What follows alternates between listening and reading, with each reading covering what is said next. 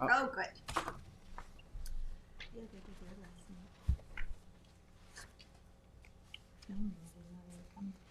All right. I'd like to call the meeting to order. Please rise and join in the Pledge of Allegiance. Allegiance to the flag of the United States of America and to the republic for which it stands, one nation, under God, indivisible, with liberty and justice for all. All right, Madam Clerk, would you please call the roll? Certainly. Supervisor Moore, Present. Councilwoman McNamara, Here. Councilman Iacili, Here. Councilman Pell, Present. Councilman Schiavone. Present. All right, we'll start our work session today with the review of the draft agenda for the December 10th meeting.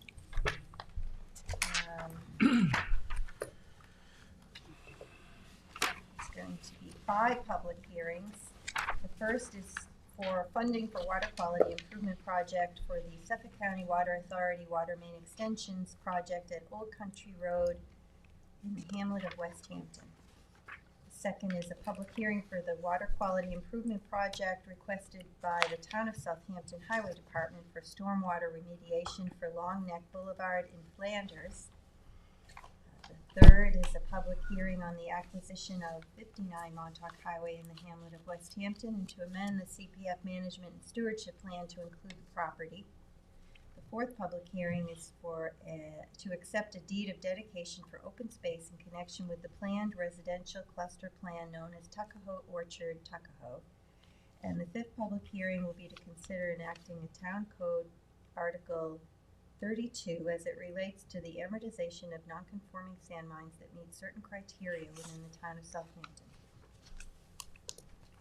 All right, so let's Thank you for start with the Resolutions? Michael, Yep. you're Okay. So we have Town Board Resolution 2024-1178, co-sponsored with Councilman Schiavone. This is a resolution of adoption amending Southampton Town Code Chapter 298, amending Article 8 to authorize an exemption for the creation of new accessory dwelling units within the town. I think that there's a need for greater coordination right now with our housing department and also planning, just to kind of understand sort of how this would be implemented, as well as our tax assessor's office. We did hear back from some of the school districts, but not all. So I think we should probably withdraw this until we really kind of hammer down how this would be applied in terms of the broader implementation. I'm fine. Which will have to take place at the town board meeting because Yeah. it's on the docket. Yes, thank you, Madam Clerk. Yeah, we'll So- have to withdraw. I'm a co-sponsor on Yeah, this. what do you think? I concur that, I'll go with the lead sponsor with this. Do I need to be present at the meeting in order to withdraw this? I will not be present. I'll be up in Albany. No. Okay. Yeah, I also think too that we were successful with pro housing community. I think we also have the ADU plus program that's still ongoing that our housing department is overseeing. So I think we should also see how more of that program plays out over time to decipher how this program would sort of be suited in the broader program. Makes sense, thank you. Yep. Town Board Resolution ID number 48187 to authorize the funding for a water quality improvement project for the Suffolk County Water Authority Old Country Road Water Main Extension Project. And that's co-sponsored by the entire board, subject to the public hearing.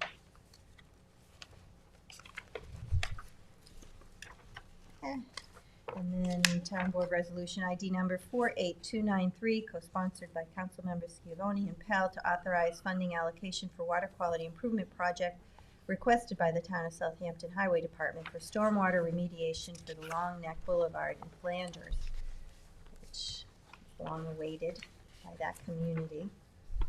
Town Board Resolution ID number 48282, co-sponsored with Councilman Pell, to authorize the purchase of reflective sign faces and materials using Town of Huntington contracts.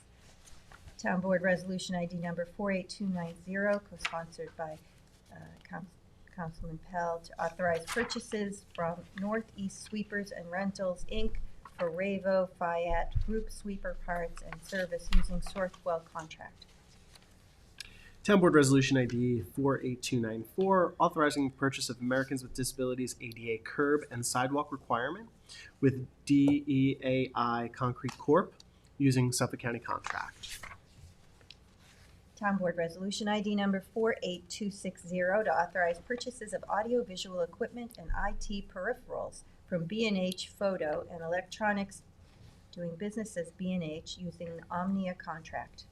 Town Board Resolution 48243, authorizing the purchase of concrete, asphalt, and related site work improvements from Eastern Suffolk BOCES contract.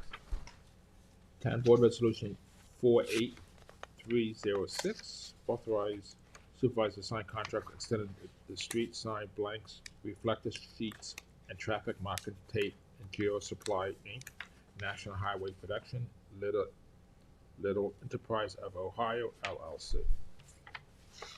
Town Board Resolution ID number 48304 to authorize the supervisor to execute a service agreement with Source Pass Contemporary LLC. Could I have a co-sponsor from the board on this? So Oh, sure. it can go. Yes. I'll do that. I'll Okay, do it thank too. I'll back him up. you. All right. Looks like it's a go. That's for our IT department, correct? Yes, very important. Town Board Resolution ID 48303, authorizing the supervisor to execute the 2024 Human Understanding and Growth Services HUGS contract. Great organization.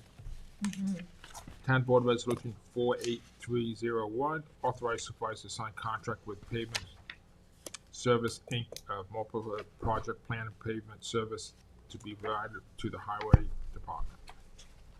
Town Board Resolution ID number 48313 to authorize the supervisor to sign an amended contract with Greenman Peterson, Inc. for professional surveying and engineering services for the Noyak Road pedestrian enhancements.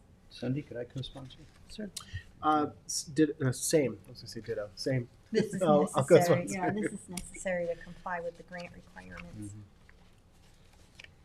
Okay, Town Board Resolution ID number 48210 to authorize the supervisor to sign an amendment to management agreement with Southampton Youth Services.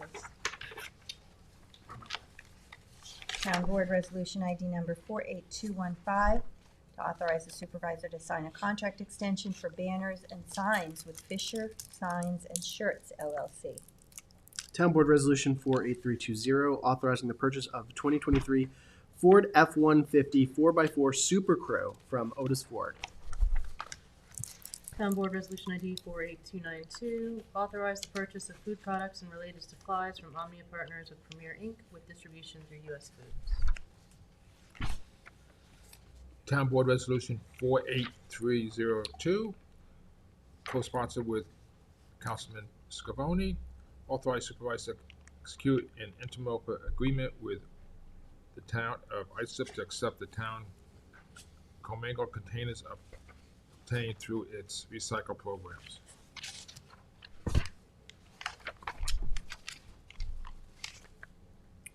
Town Board Resolution ID number 48926, co-sponsored with Councilman Scavone, to authorize the supervisor to execute a 2025 fire protection contract with the Village of Quogue for the North End Quogue Fire Protection District.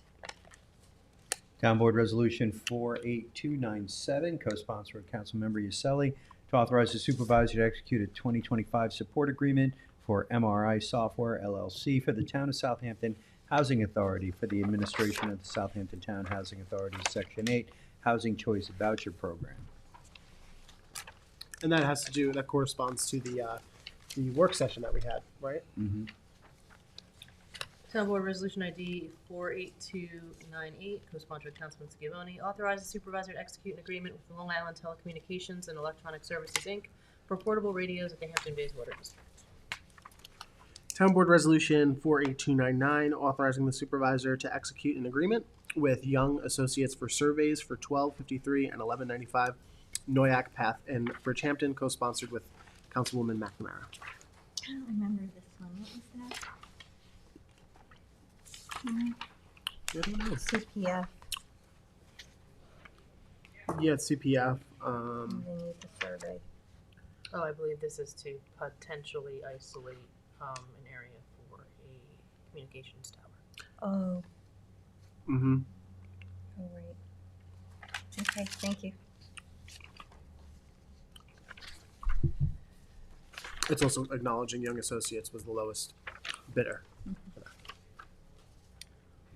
Town Board Resolution 48295, co-sponsored with Supervisor Moore, to authorize the supervisor to execute a 2025 fire protection contract with the Village of Sag Harbor for the Bay Point and Noyak Fire Protection Districts.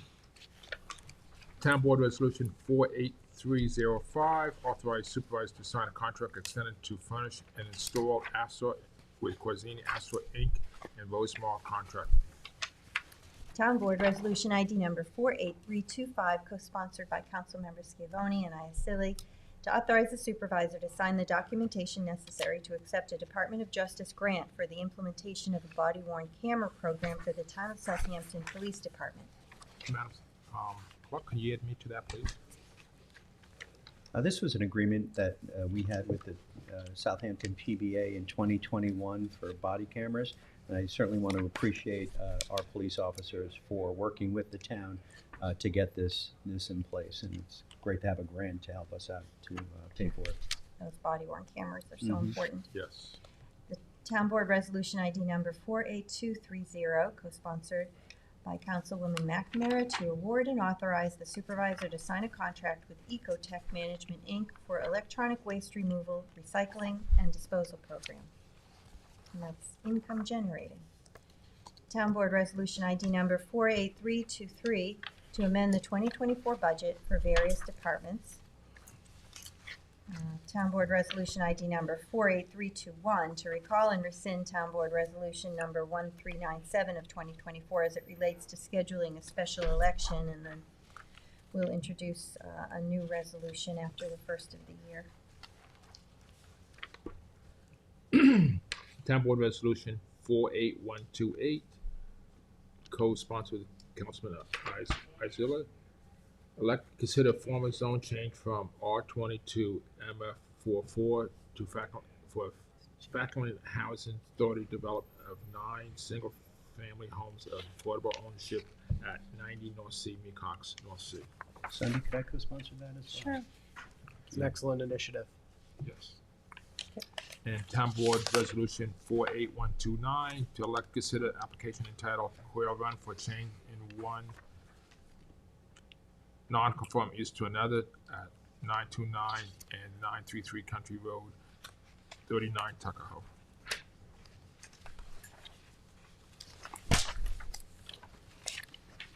Town Board Resolution ID number 48262, to set the Town Board meeting dates for 2025. Town Board Resolution ID 48226, co-sponsored with Councilman Iacilli, authorization of cost reimbursement waiver for the Eastport Chamber of Commerce Lighting of the Trees event held on December 6th, 2024 from 6 p.m. to 8 p.m. And that's tomorrow night. I just want to shout out to the Eastport Chamber. They do a lot of nice work in the community, and they have a lot of pride for this event. So it'll be a nice community event with all families and folks coming together. Nice. Town Board Resolution ID number 48208, to authorize the Peconic Bay Region Community Preservation Fund tax refund pursuant to the first-time homebuyers exemption for Alexander and Camilla Cardenas. Could I co-sponsor it, Cindy? Town Board Resolution 48318, to release a maintenance bond for Metro Storage located in the hamlet of Tuckahoe, and I would like to ask for a co-sponsor. I will co-sponsor. I'm sorry, was that Maria? Who was the, Oh, I was Sunday, oh, sorry. okay. Thank you. Town Board Resolution number ID number 48300, to appoint Joseph Mullen to Senior Accountant in the Comptroller's Office. Nice. Town Board Resolution ID number 48237, to appoint Peter Strecker to Assistant Director of Youth Bureau position from Civil Service list. Could I Town Board- co-sponsor, please? Thank you. Sorry, Maria. No, it's fine. Town Board Resolution ID number 48238, to appoint Justin Lettieri to Youth Counselor position from the Civil Service list. And Town Board Resolution ID number 48241, to appoint Zamora Arango Medina to Youth Counselor Spanish-speaking position from the Civil Service list. Town Board Resolution ID 48309, co-sponsored with Councilman Scavone, authorize the acquisition of fee title for the property located at 15 Lewis Road, and acquisition of enhanced development rights on the properties located at 17 and 19 Lewis Road, East Quogue, and amend the CPF management and stewardship plan to include the properties. I'd like to be added. I thought the whole board would be on that one. You can add me to, Madam Clerk, please. Michael, do you wanna? That's okay. Okay. Thank you, though. Town Board Resolution ID 48308, authorize the acquisition of a conservation easement and restrictive use easement for the properties located at 210 Clay Pit Road landlocked, 215 and 1355 Bridgehampton Sag Harbor Turnpike, and CPF management and stewardship plan to include the property. I'd like to be added to that one also, Cindy. Thank you. Town Board Resolution ID number 48310, co-sponsored by the entire board, to authorize the acquisition of 1195 and 1253 New York Path in the hamlet of Bridgehampton, New York, and to amend the CPF management and stewardship plan to include the property.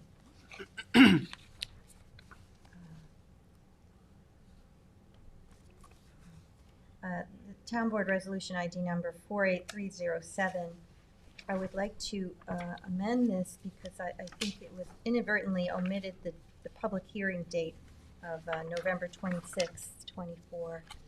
This one's November 12th. November So 12th. we'll give Kim the language. I already spoke to Yes. Kim, she knows. I have a note for that, thank you. Okay. No, they did March 9th also, but that was the broader plan. You actually have a hearing for that piece on the 12th.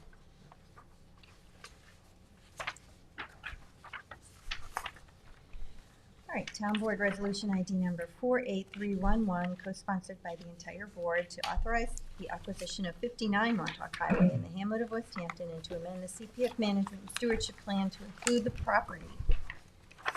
And then there's one add-on.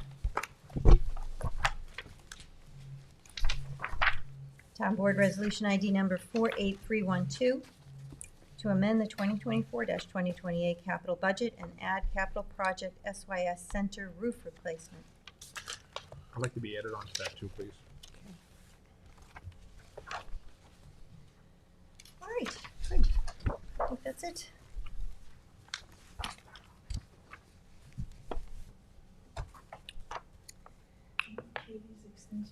She's right outside. She was outside there. It's 1938.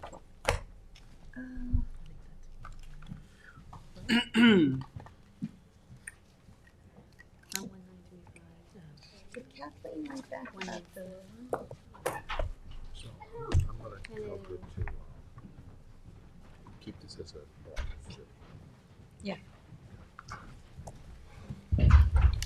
How are you guys? Hi, hello.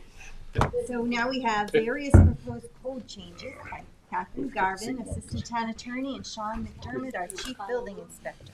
Does everybody have what I circulated yesterday, or you want another Yes. copy? I have it. I'll take another copy, Another please. copy? Pass that to Mike. Anybody else want another copy? Or did we have this already?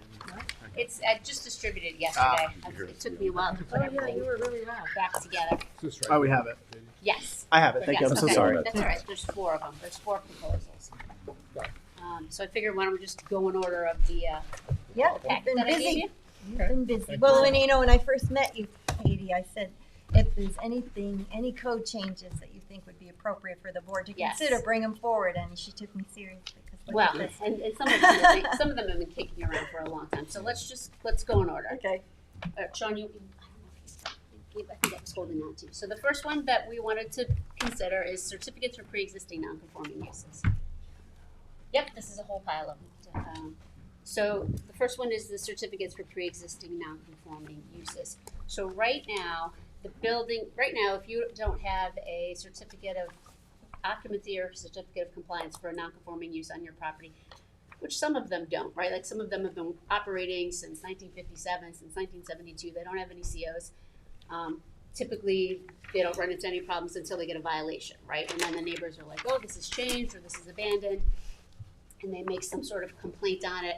And then they have to come to the building department to get a pre-existing certificate of occupancy for the use. Typically, the building department will ask for affidavits, they'll ask for photographs, they'll ask for something to show that the use has been ongoing and continuous, and then we'll issue a pre-existing CO. And what we've been finding is that many times the neighbors take an issue with that, right? They have no idea that a certificate's been issued. Typically, they're challenging, you know, what some of the uses are, and then they end up making an application to the ZBA. So what we're proposing is to take the fact-finding part of it away from the building department, sending it to the zoning board of appeals. That way, the neighbors will be notified, we can have public hearings, we can have all of that evidence before the ZBA, and then the ZBA can make that finding and then say, okay, it does exist or it doesn't exist, and then they can bring it back to the building department to get the CO. So that's what's really proposed here. Is this any non-conforming use? Yep. Yep. Because I remember Jim at one point saying, if it was more than one house on the property. Yep, and that's a Yeah. non-conforming Yeah. use. Yeah. If you have if you just have one single family dwelling that predates zoning, that just has pre-existing non-conforming setbacks, but the use conforms.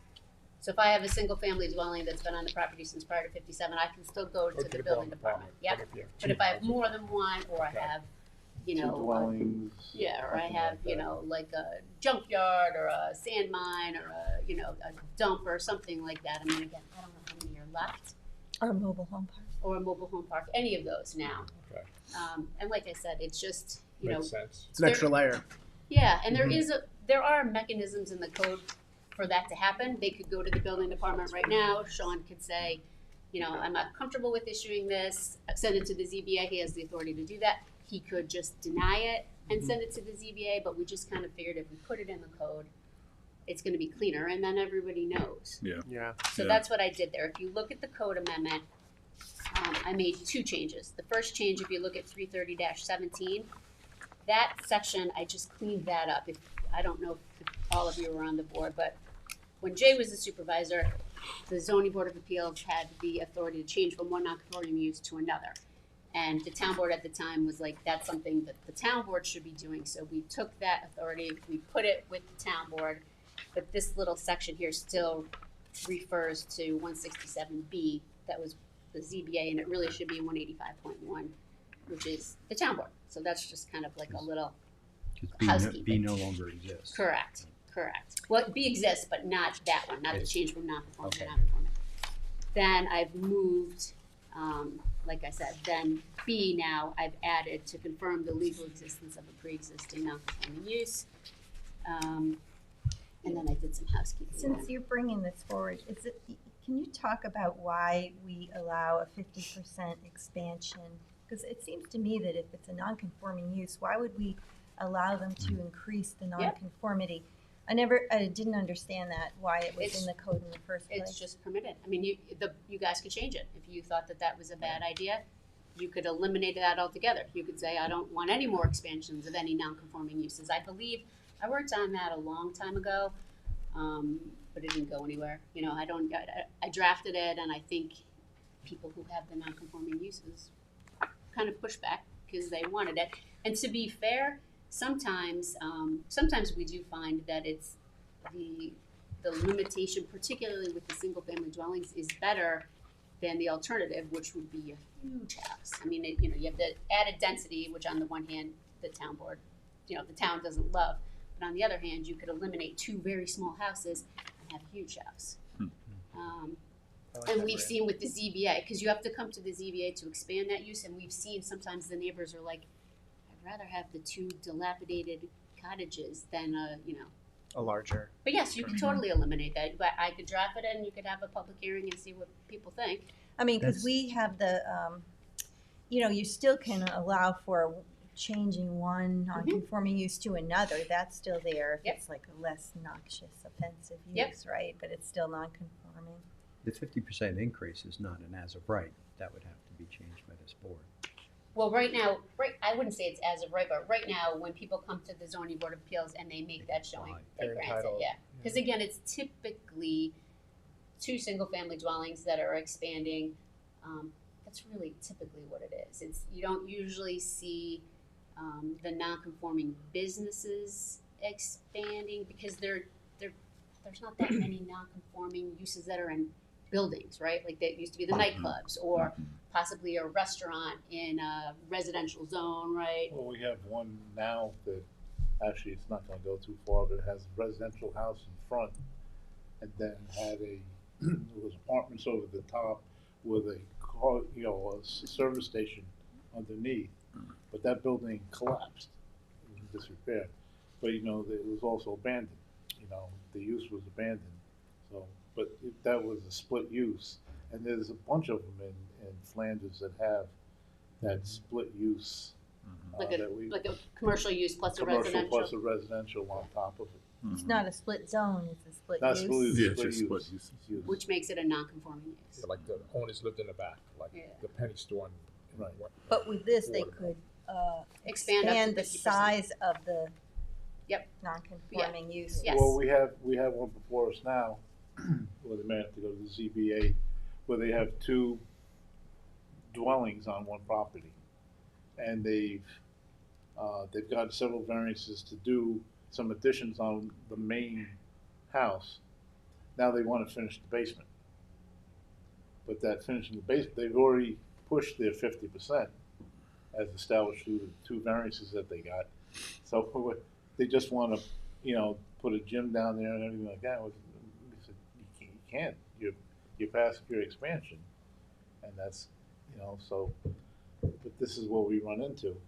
Why was it non-conforming in the first place? Well, no, it was two, or, The well, it was house. pre-existing non-conforming because it was two dwellings on one property. Oh, 2 on 1. And they're doing work on the main one, and they've already done work, and through the ZBA, they were granted the additional work to be done, additions and stuff. But the ZBA established the last hearing that they had, which was several years ago, you're at your 50%, you can't do any more work. Other than maintenance, you can't do any more, like finishing the basement and stuff like that. It just seems weird to me to have, if the goal is, Mhm. non-conforming, we don't want it to be like this, eventually phase it out, why would we allow it to be expanded? I agree with that. Could Yeah, have well, that's- we should just talk about it some more, flesh it out. Wouldn't mind having it on it for a, Okay. I'll draft it and we'll do another work let's session. see, yeah. I mean, there's no harm in having the public hearing and seeing, obviously it's a policy decision, you decide, but And thank you, what about, I love the notice to the neighbors idea. Is there would it be possible to make it retroactive? So that No. No, because once you have your and that's kind of why you have the language at the back where no certificate exists. Once you have your pre-existing CO, you have vested rights. The only way that would be challenged is if somebody said it was abandoned, right? And then they would, have to make a showing that it was abandoned. But no, once you have your CO, you're set. even if somebody hasn't necessarily acted in reliance upon it at this point. Well, there is no reliance because it's basically, did this use exist? Did this non-conforming use exist? Yes, it did. Again, you would only be able to eliminate that if it was abandoned. Mm-hmm. And it's getting harder and harder with pre-existing, Right. especially non-conforming. Right. Trying to do the affidavit, if you saw the affidavit, that's like, to find somebody to fill that out, it's like trying to find a World War II vet now. Right, exactly. It's getting harder and harder for somebody that would be around that long that has firsthand knowledge of the property. Now it's usually somebody says, well, I was a kid and I rode my bicycle by there and I remember seeing this. It's getting harder and harder to get a true affidavit Sure. to the pre-existing. 1957 is the date, Sean? Yes. Depends on the Yeah, use, yeah. yeah. So Like some of the who's around, who's some of the non-conformings would be 72, where it was 15 years old in permitted at one point 1957? and then and so, eliminated. 18 years old in 1957. Okay, well, thank you for that. All right, that's the first one. It's really good. Yeah, well done on the draft, thank you. Yes. All right, the second one is the screening of dumpsters. This is one that one of the building inspectors, Marge Riley, brought to my attention. As you can see, it basically just says, screening of, if you look at this, you have to get, in order to get a commercial compliance certification, you have to show that you're in compliance with the screening of dumpsters. The section that it refers to is not dumpsters. It's something else I printed out, and so Marge was like, can you just please put your section in there? Okay. So that's totally a simple one. housekeeping. Yep. So that one's easy. Is any in the rules that the dumpster has to be can't be blocking a driveway, it has to be so far away from a, I'm sure that it is. Yeah. Hold on, I'm gonna get my file on dumpsters. you know, if there's a right of way through, it has to be, Well, you can't, I think this, you can't block any right of way, you Yeah. can't put any entry gates, you can't put any deterrent or any obstacle in the middle of a right of way or Okay. partially in it. but it's no rules where the dumpster has to be so far from the right of way. I'm sure typically that the location of the dumpsters are established by the Yeah, planning yeah, board. planning board Hold will, on, let me just look. Okay. Site The plan. section that we're adding now talks about they have to be covered, they have to be enclosed on 3 sides with a solid fence. They have to be, this says they have to be located in the rear or side yard and shall not obstruct access to utilities.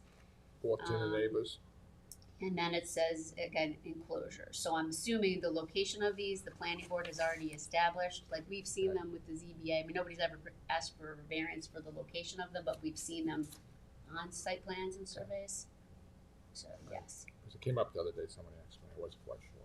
Yeah, well, those are the sections that we have for the dumpsters. Thank you. Yeah.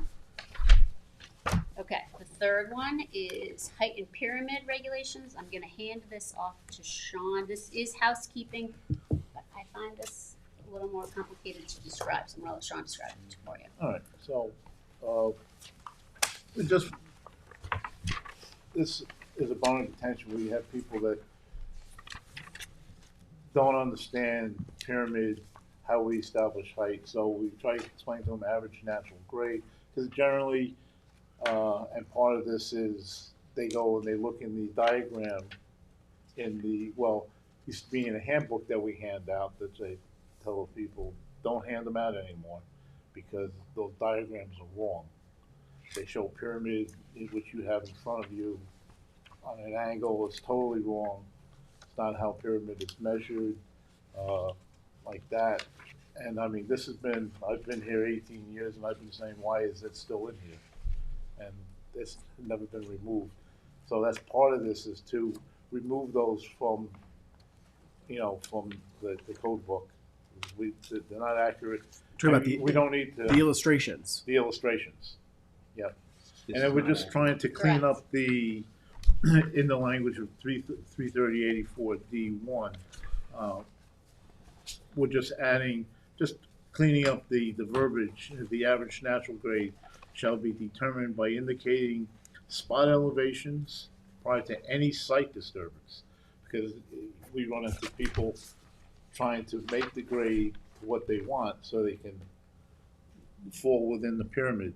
And then we just identify using remember that. NAVD 1988, which is for the surveyors, taken at the outermost points along the side of the facade wall of the building / structure adjacent to the nearest street, established on a plan prepared by a New York State licensed professional surveyor. So also, which just came up this morning through the New York education law, can also be an engineer. An engineer can also draw that. So add engineer to that. Add engineer to that also.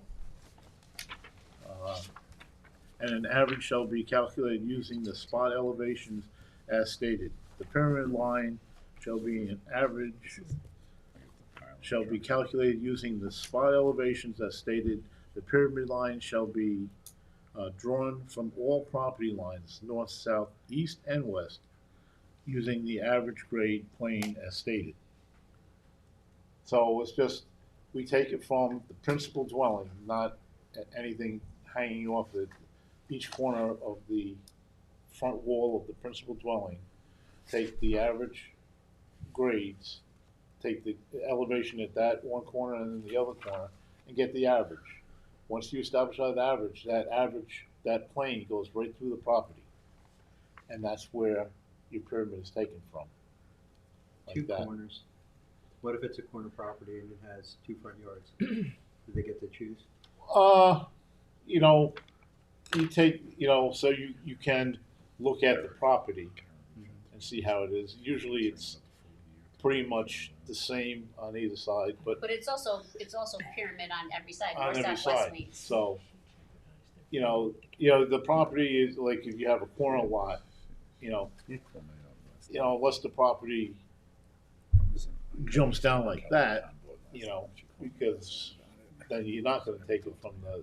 Well, so I You'll would take say, it from but you'll take it from every corner. When Yeah. when people have pyramid encroachments and they come to the ZBA, they'll say we need a pyramid encroachment of 250 on the north side, 350 on the west side. It complies on the east. So regardless of the yard designation. 4 corners, not 2 corners. well, Corner so should a be regular averaged. lot, you're going to do the 2 corners. Then if you come up with a corner lot, right? But the 2 corners that Tommy John is talking about are from the dwelling, from like the From 2 the- corners of the yeah, house. The Yeah, principal dwelling. On not the each property. corner, Corner. on Yeah.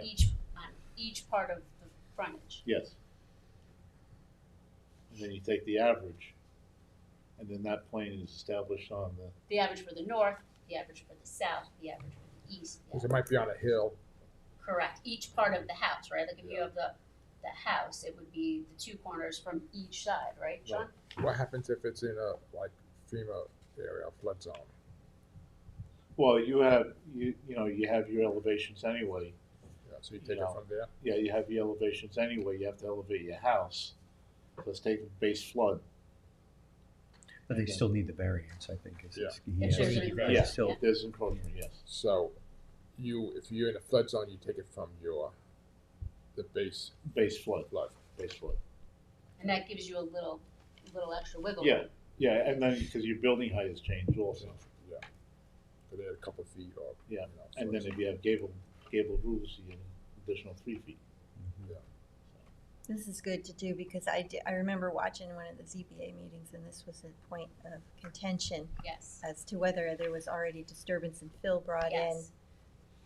Yes, and we've seen that, and that was the part that I was asking Sean, even about the 2 points that you picked up, Tommy John. I think maybe when you were sitting with the zoning board, building permits were issued, certificates were issued, the neighbors are like, the house is too tall and there's a pyramid encroachment, and there was a dispute as to how many points along the, whatever it says, how many points to take along there, and they were trying to get 7 points, because then the average was helping the property owner, and then I had said to Sean, are we okay with 7 points? How many points? He was like 2.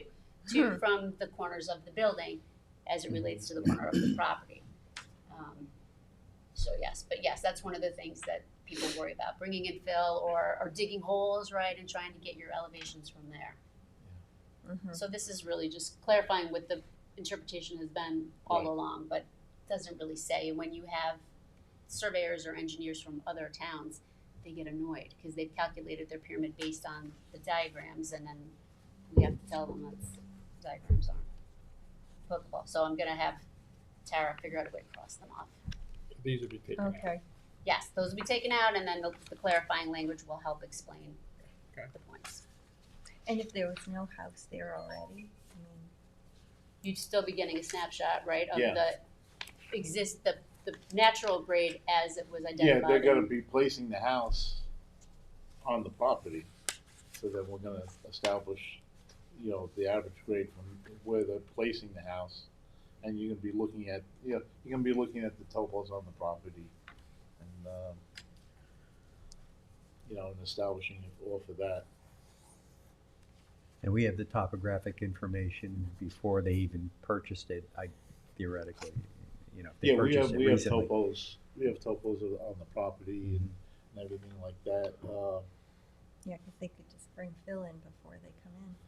Yeah, they have. Would this the, cover that And Yes. they when do. you're talking about Yes. the measurements? Yes, and it's captured now, it's just necessarily not in the code. If, like I said, when we have professionals from other towns, they get frustrated because they've had to calculate the pyramid multiple times. So that's Okay, that one. Thank you. This is a good law. The only concern I have with this law is that, houses begin to look like pyramids, especially in those smaller zoning categories. Always sort of They'll go, presume yeah, about they'll go that, Greek yeah. revival, and then that is the de facto design in the neighborhood. But people Well, should know that, they just need to building get a heights variance always if they been, want to build a colonial.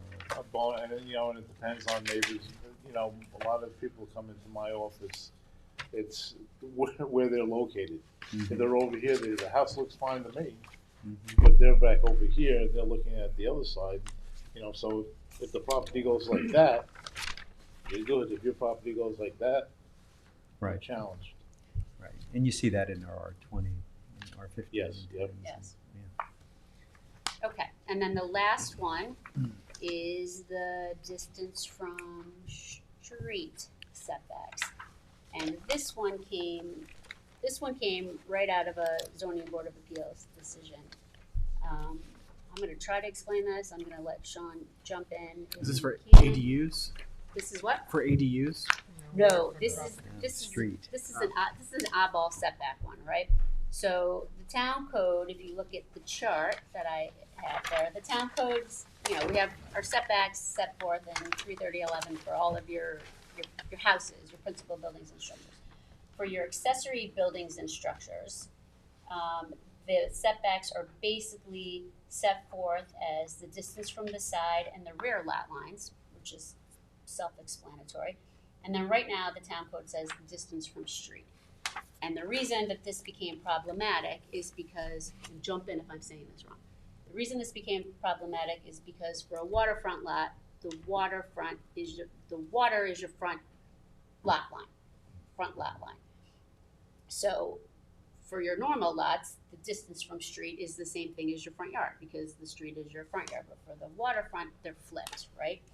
So there is no setback from the water for your accessory buildings and structures. So the only thing that was preventing people from putting these accessory buildings and structures closer to the water would be wetland setbacks, or would be the town code prohibition that you can't have accessory buildings and structures in the front yard, you know, your required front yard. So somebody came to the ZBA, and because the building department was interpreting this as your front lot line, so they were applying distance from street setbacks from the water, which is technically not street, right? Like the plain language says the distance from the street. So what we're doing is just fixing that to be consistent with the building department's interpretation, is that your front yard setbacks mean your front yard setbacks. It didn't mean distance from street, and it was getting. Well, we also don't want people using the road right of way as part of their front yard calculation, correct? The road right of way is part of your. Yes. Right. Yes. But for the waterfront ones, they do get a reduced setback from the street because that's technically their rear The yard. rear yard, they have to double the accessory yard setback. So you're not having structures right up on the road. Yeah, it's like you don't want structures right up on the road, but you also don't want structures Well, right up on the I'm just water. thinking, basically, I'm just thinking North Sea Road with the, the right of way as it is now. And people have built kind of in that right of way, and now that they're looking to put in sidewalks and stuff, that distance from the street is now changing. Correct. You're referring to the paved portion, Yeah. right? Right. When I think of a Yeah. street, it's like, where's the street? Correct. But And- this is only really gonna But this is for matter waterfront. to the waterfront ones. Okay. If you have the right of way, this is still gonna apply. That's, because typically our right of ways and our roads are the front yards. But how is this gonna affect our, I'm gonna call it the street side, it's not the front of the house, but the street side. So if we're implementing this change so that now the front of the house is the water side. Nope, this will always apply to your front yard. So if I'm just a normal property and I don't have any waterfront, the front yard is the front yard. The Be front your yard, front lot line. yeah, the front But yard is if always the your street. waterfront, it's flipped. Now, when we say But would that waterfront. allow the house to be right up on the No. street No, right of way? No, we're just clarifying, instead of distance from street, we're saying your front lot line. Right. Because you do have a lot line on the water side, Mhm. and you do have a lot line on the street, which is flipped in waterfront properties. And in the code, you're changing it to just lot line Lot and line. not street, so Yes. it's clearer Captures for both. the, yeah, okay. Captures the street. It clarifies it for really both of the Yes. types of properties. Yes, Oh, it would apply to both yes. Yes. So if I'm a corner Fine. lot and I have two front yards, so it applies, that will always remain the same. But if I'm a waterfront lot, I wanna capture that front yard setback from the water. And for the waterfront lots, you're encouraging all of your accessory buildings and structures to be in the rear, which is really your street on the waterfront. And then all of the other setbacks apply. The doubling of the rear yard setbacks for accessory kinda structures Good. can't be in your required front, can't be in your required sides. Because you get a storm on the water, that way it's not gonna get flooded out. Yeah, I mean, and What a listen, a story. lot of people come to the ZBA because they want their pools overlooking the water. They're Right. up until now, we were incorrectly applying the setbacks, and then the ZBA will say, like you said, how close is it? How close are you to the water table? Is there a bulkhead? But So at least You don't have to these worry. numbers would apply to the front and the back, whichever. these numbers would apply to the front. Front. The rest, Front if you lot look line. underneath it, it says the distance from side and rear lot lines, none of the setbacks are changing. It's just reminding people that if you're waterfront, this setback applies But then they're closer to the street. for the. Well, they have to meet their zoning regulations, so for a principal dwelling, you have to meet, your zoning like that, and then if you, an accessory, so a lot of the accessories are still not in the required front yard, because they still fall behind that distance from the front lot line on the water. But we also have things pushing it back too, your conservation buffer. Mhm. There's usually always a pretty sizable conservation buffer in the front, minimal 50 feet, I think, that you'll see, sometimes even more. I'm just wondering what it's gonna do to, is it gonna be pushing the houses closer to the street? This is only for accessory buildings and structures. Accessory. So this is your pools, your tennis courts, your sheds, garages, Yeah. and again, no setbacks are changing. I'm gonna give you the ZBA decision, if you wanna look at it, And I'm just pass that down. I'm sorry, Katie, and just to clarify, this is not inclusive of accessory dwelling units, even though it says accessory buildings and structures. Accessory, you're talking about like accessory apartments? Yeah. Well, Those that have would be their an own. accessory, yeah. Okay, They have I just their want to make own sure that this has setbacks. this has no impact or anything. No, of that. Okay. no, those Okay. are all of those setbacks are set forth in 330 I guess the 11.2 or something like that. Yeah, it's its own code. Okay. Yeah, Okay, those, thank those you. are all separate, but like I What's said, this you handed up? that's the ZBA decision that talks about this. Mhm. It's really complicated, but it's worth reading. I mean, just so you can see, yeah, Thank you for this. Yeah. Okay, Thank just you. accessory buildings and structures. correct. And again, we're not, if you see, all of those setbacks remain the same. We're not touching the setbacks, we're just we're basically establishing them where right now there isn't one for the waterfront, for the front yard. Mhm. Okay? And it's not uncommon for municipalities to declare waterfront as front yards in their municipalities. We're not the Not at only, all. So we're not the only just- town that does Just this. clarification on And it's in there. on waterfront, that's natural waterfront. Like in Shinnecock Shore is where we have man-made dug canals. That's not considered That's your rare. front yard, Okay. okay? Those houses where those canals were dug, the spoils were put over on the side and those houses were built on the spoils. So that's something that we look at because Back in the day. sometimes you have natural waterfront, and then somebody, just dug a nice little canal in there for themselves, and they're considering that natural waterfront. It's not. Thank you very So I'm much. gonna make that Thank you. change that Sean mentioned about adding the licensed engineer, and we'll set these for Do a we- public hearing. Do we need separate public hearings? We do. We need Yeah. separate public Yeah. hearings. I need one of these, Yep. of course. And I'll draft for the supervisor, Can't I'll do draft, we'll do a An work omni session. hearing. What's that? Can't do an omni hearing or something.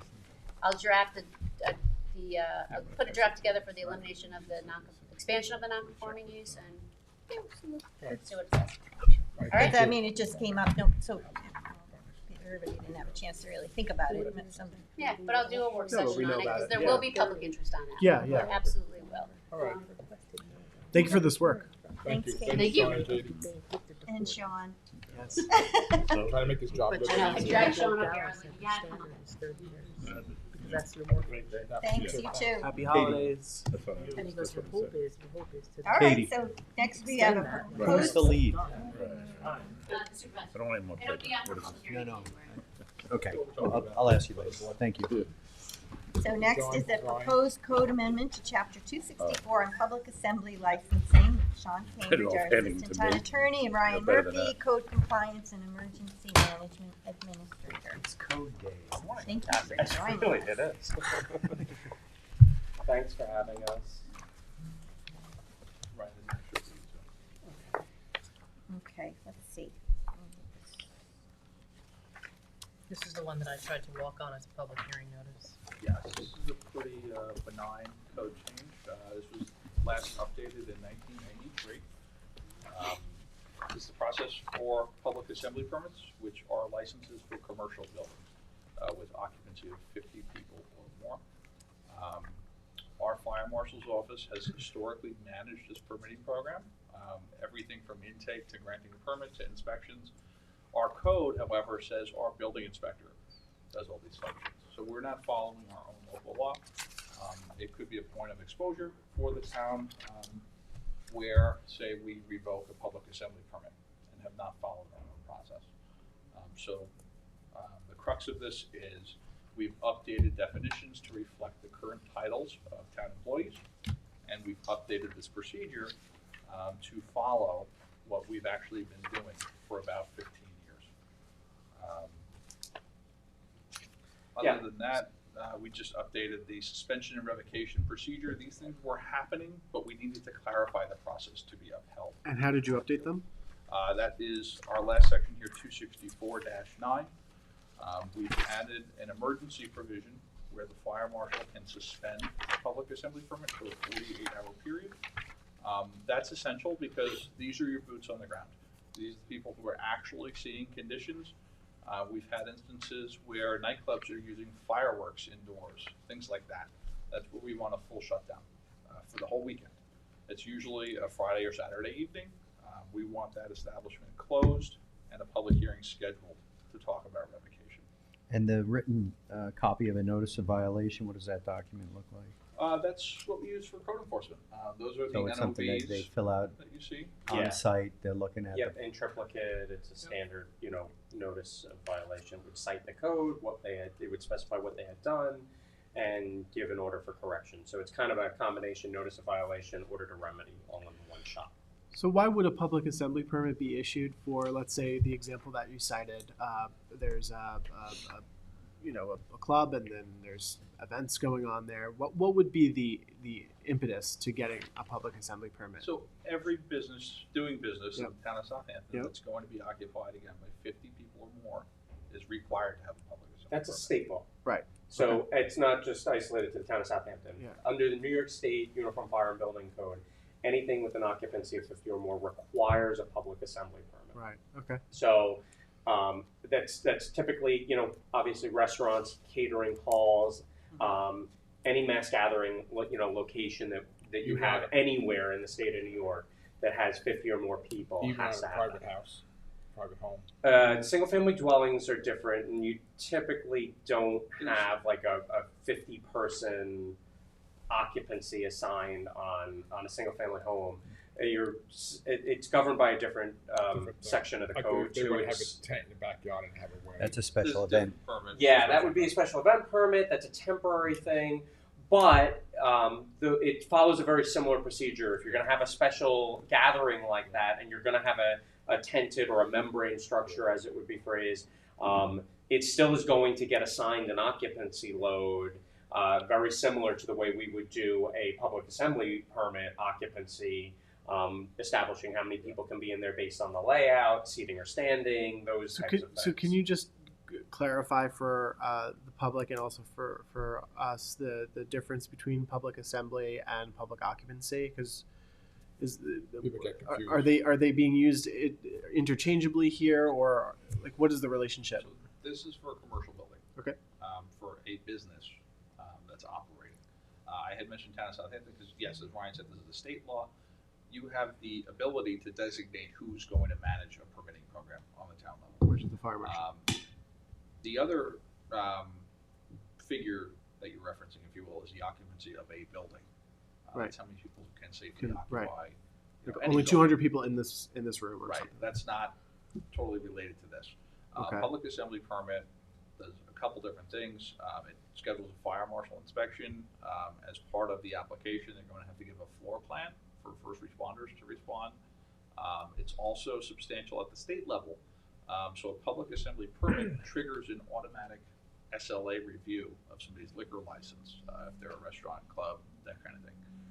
So the town revoking a PA permit has a pretty widespread impact because now the state has to go in there and take a look at their liquor license to see if they're conducting business properly. When we've not followed our own procedure, that kind of ties the hands of the state because now they're looking over and saying, well, town, you didn't do what you said you were going to, what you're supposed to do. How are we supposed to suspend a permit based on your action when you haven't followed your own law? So we end up in this cycle of no one can act. There's other ways we can act and other things we can charge, but it defeats our own section of law if we look to proceed in this manner. Yeah, so essentially what we're looking to do here is really just catch the code up to the current practice, which is very similar to the practice in most other municipalities, and that's that the fire marshal handles this as opposed to the building inspector. It's how we've been doing things here. It's how most places do handle public assembly. It's typically a role that's more assigned to the fire marshal's office because it's really got its foundations in the fire code of the state of New York and the life safety issues of that. And then the second change here that we're looking for is the addition of the capability to do the temporary suspension, 48 hours, very temporary suspension of a public assembly permit when you have situations where people are egregiously and unsafely violating the law. And then that would then prompt a referral potentially back to the town board for a hearing for any potential revocation of a public assembly permit. It doesn't preclude the individual establishment from remedying the condition in violation and not prompting a hearing necessarily if they, but it gives right now, the way we have it set up, there's no in between. It's a violation and a ticket or revocation, and there's no kind of step in between that where you allow for like a temporary suspension to try and amp that up a little bit to send a stronger message to the potential violator. So this creates that step in between as well, which for a business owner could prevent them from potentially having to go the route of revocation and hearing. For us, it gives another tool in the toolbox to try and address a situation and escalate it. And it allows us to also address things that are threats to life and safety more immediately rather than a longer, more drawn-out process. We can take a rapid action. So if somebody is defiantly, not following the code and putting people at risk, this allows us to take a more immediate action to solve that problem in the here and now, as opposed to letting the risk persist while we wait for the revocation. And it also creates a culture of following the right procedure. Our fire marshals were not, approaching a dangerous situation and leaving. They were doing things like placarding a building unsafe, where there's no need to do that if the building itself is not unsafe and the PA permit needs to be suspended. We want to use the right channel. We don't want to do a good enough type solution to get the means accomplished.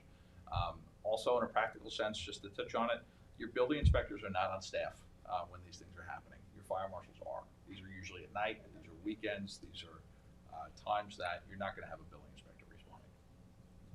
Could you give us a primer on public assembly? Occupancy, public, and then a public assembly permit. And it's really not what you're talking about here, but I think it's a good opportunity. We're on camera for the public. Yeah, so the whole public assembly permitting process, there's multiple components to it. As part of the application process to obtain a public assembly permit in the town, and it's very similar in most jurisdictions, the establishment has to present to us, certain demonstrations of, compliance with Department of Health regulations, insurance regulations. Part of it is that they've got an established occupancy for the location. That's that they have the proper COs to be open, and that there's been an established number of people that are legally allowed to be present there based on the layout and what's present. It involves an inspection of the premises to determine, whether or not it's compliant with, fire safety standards, if there's the right number of extinguishers. If you're talking about, say, a restaurant that can have more than 50 people in it, their suppression system over the cooking equipment is checked to make sure that works. The fire alarm system to make sure that all the horn strobes go off and everything like that, that's checked. It's a very thorough inspection of the premises. And then ultimately at the conclusion of that, they would get a public assembly permit. So that on that Ryan, just for my clarification, then is this specific? And I get the change, especially the fire marshal. I think is a really good point. Because when things are happening on the weekend or late at night, I think it is a reasonable fix to have the fire marshal be sort of the individual that goes and evaluates and responds. But is this, based on what Ryan was saying, is this public assembly permit as it pertains specifically to public occupancy? Is that within structures, within buildings? Is that what this is specifically? Because there are different forms of public assembly permits, right? I mean, you can... No? No, it's one public assembly permit. You mean outside? There's no like Right, variations. right. of What it. about outside versus inside? If you're... It's all covered under the public assembly permit. So this is not Outside specific... space, inside space, it's all... So this is not specific to indoors? It's For the the premise and location. it's the location and premise and its With their entire format. tax law. Obviously, the structure has certain limitations and things that need to be present in terms of like safety standards that aren't necessarily the same for the grounds, but the not blocking a fire access lane on the premise is part of this too. Where is that layout? What does that look like? Is it a fenced in or contained space? Are there exits that can be opened freely, with panic hardware on them or whatever the case may be to get out of it? So it could be open air outside, but it's still factored into that equation. And, are you using the outside space for a dining area that then blocks the flow of people out an exit door into that, walkway space or things like that? So the outside is part of the inspection and the equation for the development of the public assembly permit. It's not just within the hardened structure. So to your point, having worked in a nightclub, what would usually happen was the fire marshal would come in and they'd count heads, and they would tell you, "Hey, listen, you're over capacity inside. You got to get people out the back door." So what they would do is they would put a bouncer at the front door, one at the back door. The guy in the back door would count people going out. The guy in the front would count people coming in. They would make sure they didn't go over their occupancy number inside, and when they got to the point, no one was allowed in until some people left out the back. So it's making sure you're not using your inside-outside space number and forcing everybody into a building. You have to equally distribute those people throughout the property. Well, and it creates that intersection with other bodies of law, like the SLA, public health law. You can't smoke in a building that requires a PA permit. So this is going to draw a distinction between your grocery stores or your accountant's office. It's the size of your business and the use of your premise. County health department too sometimes limits the amount of tables and people in seats. I think some of the new regulations, even on cannabis, have implications with PA, where I don't believe you can have a public assembly space within a dispensary location, so that it doesn't. I think the state's intentions at this point in time with their regulatory documents are to not have those become PA locations, public assembly locations. So there are even intersects with some of the newer regulations that are out there for things like dispensaries and cannabis regulation. Yeah. Plus some land use considerations, just simply parking. Parking can limit the volume, the capacity of any building.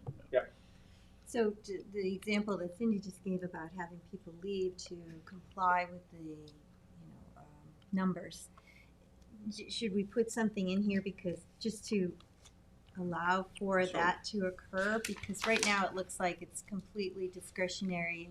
Right, that's the occupancy load that's in the definition section. So the occupancy load and the PA permit are not the same. The occupancy load is the maximum number of people in the building.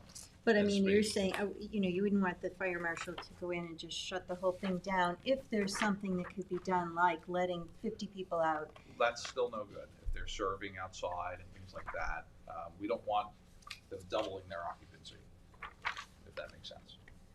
So we don't want it I was lowering. just using the example that was given that if the occupancy level is 100 and there's 200 in there, and you go in and say, They would have to get leave. rid of 100 people and you can continue That's the with your difference event. between the building occupancy and the public assembly permit, correct? The public assembly does the whole property. When the fire marshal comes in and looks at the occupancy of the inside of the building, they have to meet that as well. We need, for the PA permit's sake, to leave the whole premise, not stay in the parking lot and not, be drinking outside and things like that. And the first step is to try and gain compliance. That's what The I first mean. I step- feel like it's I- not in here about gaining compliance. Well, that's what the or- fire marshal would always Well, do. They'd come in and say you need to move people out. Well, this also intersects with outdoor dining permits. So that's a whole separate code section, but that's premised on this as well. So that's the use of those outdoor spaces. We have a whole separate permit that you need from the fire marshal's office to utilize those areas. But, so the code in general, even for other things, property maintenance things and things like that, it doesn't specifically call out the pathway to get to certain types of penalties, right? It doesn't say necessarily that this has to happen and then that has to happen and then the next thing has to happen. There's a degree of discretion that exists in certain aspects of the code for the people conducting the enforcement occupancy, it's a problem. You wouldn't necessarily want to say, well, you have to give an opportunity for this remedy first before you can go to that, because you'd have to do too many different scenarios, right? Because if you threw that in, it may handcuff you over here, where at the same time, if they were using pyrotechnics inside, but if the code says if they have the occupancy that's over, you have to do this before you do that, and it doesn't also say, but if they're doing this too, you can bypass that and go here. You'd have to do too many different equations to kind of cover it all. So we can't necessarily look at it as just this one thing, just occupancy, because there could be a whole, accumulation of different violations occurring at the same time. And it's the job of the people that are going in to look at the totality of that picture and say, where do we need to bring this to from here? Do we need to go to a ticket? Do we need to go to a violation? Do we need to go to a suspension of the This PA is just permit? like it's like enforcement is in the discretion of law enforcement as well. Like they go in and sometimes they don't always write a ticket. They Right. Give somebody And I assure you that the fire marshals use the best discretion Yeah. possible we don't want to shut places down if we don't have to. We'd These are- much rather that everybody stays open and that they're successful, but not at the risk of people's safety. So if somebody wants to play a game and risk safety, then there's consequences on it. That's what it really boils down to. And again, it should be back to- underscored that these are our small businesses. They employ Yes. people. They're Yes. they're making payroll and most all of that. them So we come into don't want to compliance. necessarily Right, we fire want them to be marshal force. successful. instead Yeah. of the building And the inspector, fire because marshals generally know One's law enforcement and one's not. right. Know the community. They know Yes. the businesses, and they may very well And so they will work with compliance is people. important. They will work That's with really people what to we gain want. compliance Yeah, first and sometimes. foremost. And if there's a resistance to that, then there are potential consequences. Right. That's fair. Well-trained I get what you're professionals. On site. It's been very They're- helpful. What Well-trained about, professionals.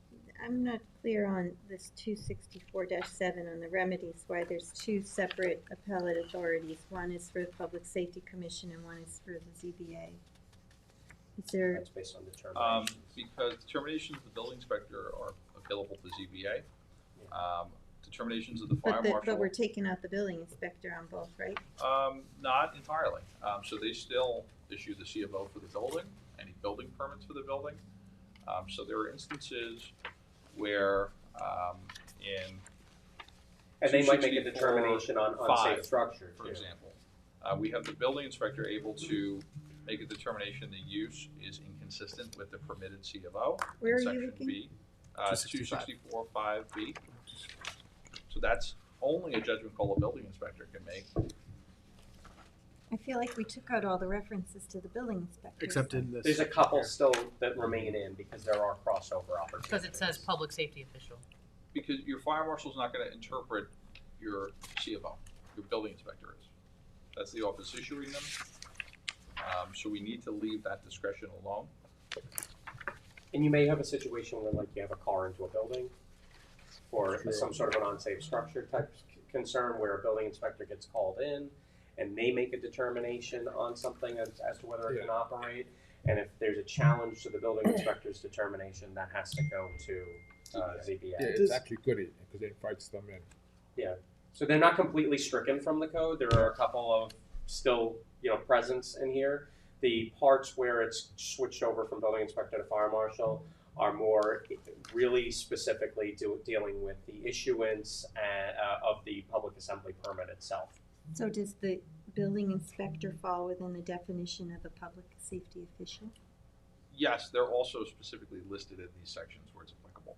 So what this looks like in real time is a building inspector denial is going to be on an application level. So this person is applying for a public assembly permit. The fire marshal's office is going to do a full review, refer to the building department to say, does this permit application match the CFO for this building, the certificate of occupancy? If no, that's a denial. That's appealable to ZBA. If a fire marshal, Friday night, they go to do a check on a business. There are double the number of people in. People are allowed to smoke indoors. They say, no, we're suspending your PA permit tonight.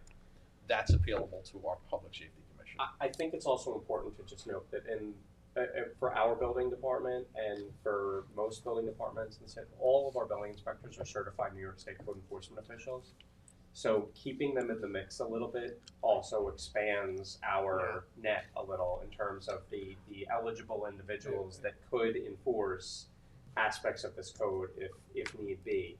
So we wouldn't want to strike them entirely. There are components of this that really belong to them still, and then having them in for certain other aspects of it makes sense because of that code enforcement qualification that they also maintain as well. So they could very easily, in a variety of situations, fall into the category of a public safety official because they are New York State certified code enforcement officials. So even though it may not fall into some of their routine duties, if, for example, there was a building inspector available, but there wasn't somebody from a fire marshal's office or code enforcement available, they can enforce any code of the state of New York and any code of the town of Southampton at the same time. Yeah, so they are still eligible in that public safety official category as well. It gives you bigger coverage and on both sides.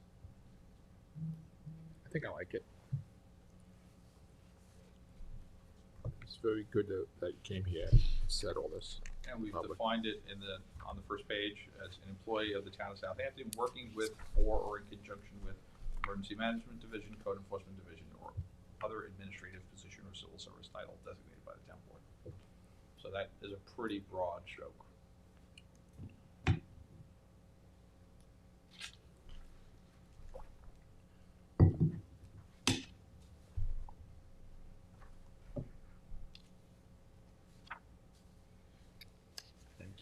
Okay, hang on. Thank let me you. just check on So this is an authority that the town has already had. It's just really a sort of a reallocation of responsibility of how this is carried out. It's just a correct statement of how we're currently doing it. What's the reference to the administrative tribunal in 264-10-4? Does the town have an That's the language administrative tribunal? for our surcharge. The administrative tribunal would usually, in this instance, be a justice court. You'll see some municipalities are switching to an administrative model where everything's a violation. East Hampton has just done this. Huntington has done this. I think ISIP is starting to do it more. Probably on the way to do this. So if you switch from using the justice court to administrate building zoning violations to an administrative tribunal, that covers this, but it also covers the justice court or administrative tribunal. Mm-hmm. You don't want to have to update. This is in almost every penalty section that we have in the town code. Because We it don't, covers everything. yeah, we don't want to have to update every single code section should the board decide to go a different way. Gives you the option in the future. I know there was some talk about administrative judge for the bus program, and then Yes. the justice court just then there contacted was me some about something about an conversation- ALJ, so I don't know, do we need permission from the state to have that? An administrative Tribunal. tribunal? It came up in the Yes, conversations that you and I were present for with regards to some of the issues countywide with the party houses and the noise violations that are being seen in some of the western townships in Suffolk when we were at the meeting at Town Hall in Islip. And I think there seems to be a trend. It's something that perhaps we'll end up speaking about more in the future too, because it seems to be something that more of the 5 western townships are considering or switching over to a little bit of a model of too. I think we should evaluate that and some of their success or experiences with it as they start to migrate to that, and then maybe it's something that we would want to consider if it seems to be working out in some of these other places. You think They have a in lieu different- of Yeah. They have in lieu of a different judicial system. violations going to like a district court or a justice court? Yeah. Yeah, Huntington has done it. And, Yeah, Huntington and Babylon, I think. Yeah. have it. And their judicial system is different. They have the district courts, which is under the purview of the state, whereas we have our justice court, which is under the purview of the town. Right. So there's not necessarily about control, but is where the fines go, where the Right, the that's monies some of it go. too. It's not Right. necessarily doing away with one for another. Mhm. Sometimes it's just changing the penalty section of the section of our code. At which point, which ones go where? Right.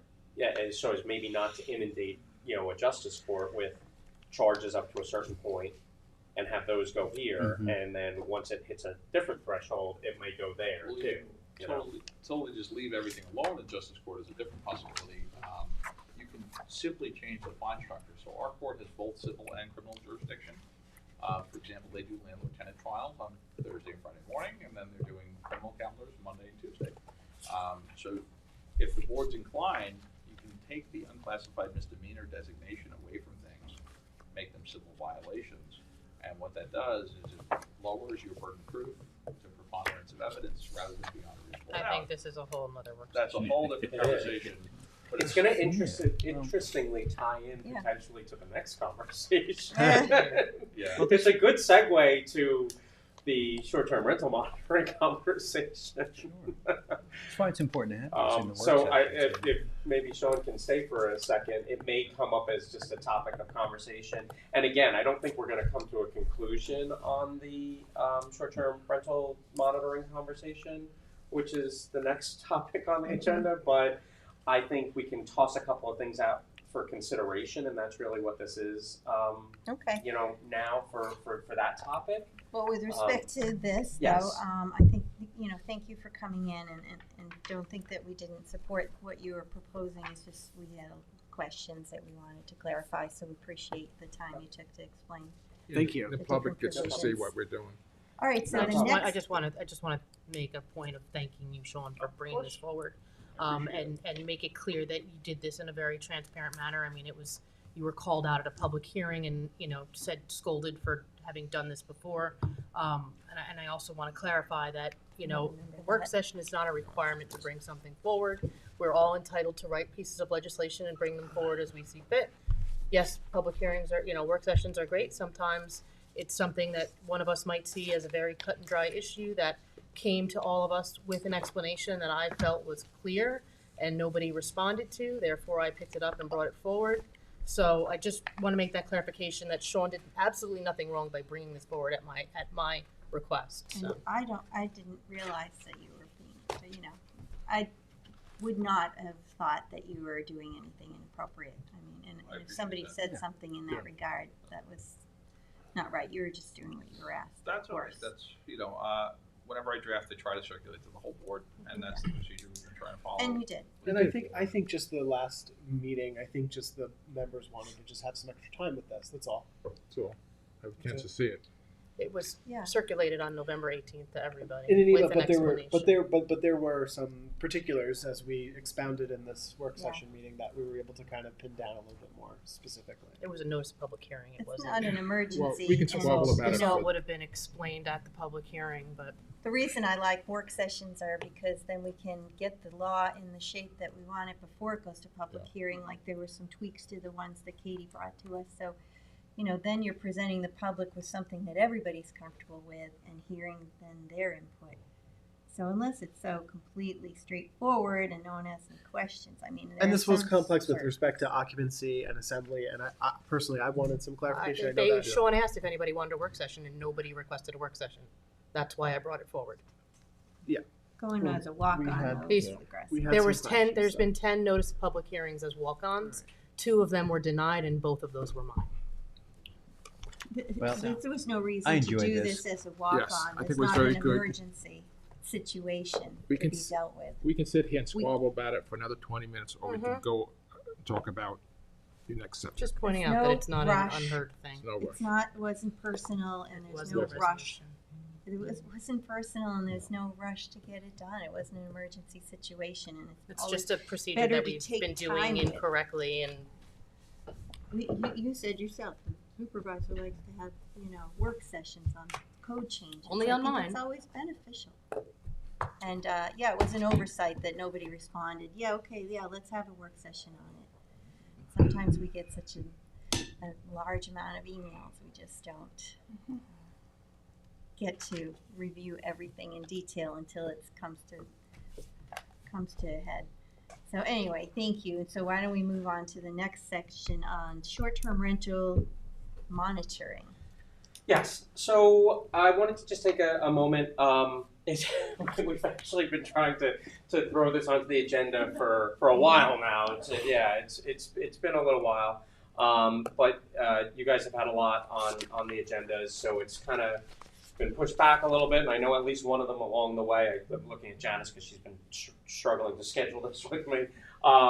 I know at least one of them I ended up having another meeting on, so I fully accept responsibility for some of that delay.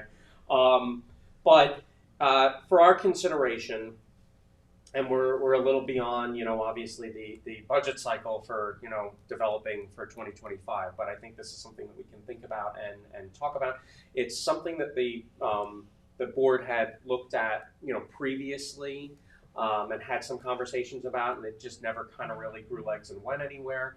And since then, there have been some changes. Since we originally looked at this as a town, the short-term capability of short-term rental monitoring software options, there have been some changes. One of them is that one of the companies that we had looked at since then has engaged with the county and works with the county comptroller's office, and in the process of doing that, did property identification, address identification for the entire county of Suffolk. So the prices that we had originally gotten went down by almost 50%. So it was a huge change to go from, say, between $130,000 and $150,000 down to in the 70s. That's a big difference. Since then, also other municipalities have started to engage with other companies and other options that provide similar service too in the short-term rental monitoring software, business. And so I think there have been some other examples that might be out there now that have come up since we looked at this. And this has been a process. We've been looking at this for a little while now, and between cost and lack of other examples of places out there, doing the same thing, and just other considerations along the way, we've never really kind of, pulled the trigger on it. And I think this is a good time to talk about it because we also do have Association of Towns coming up in February in the city.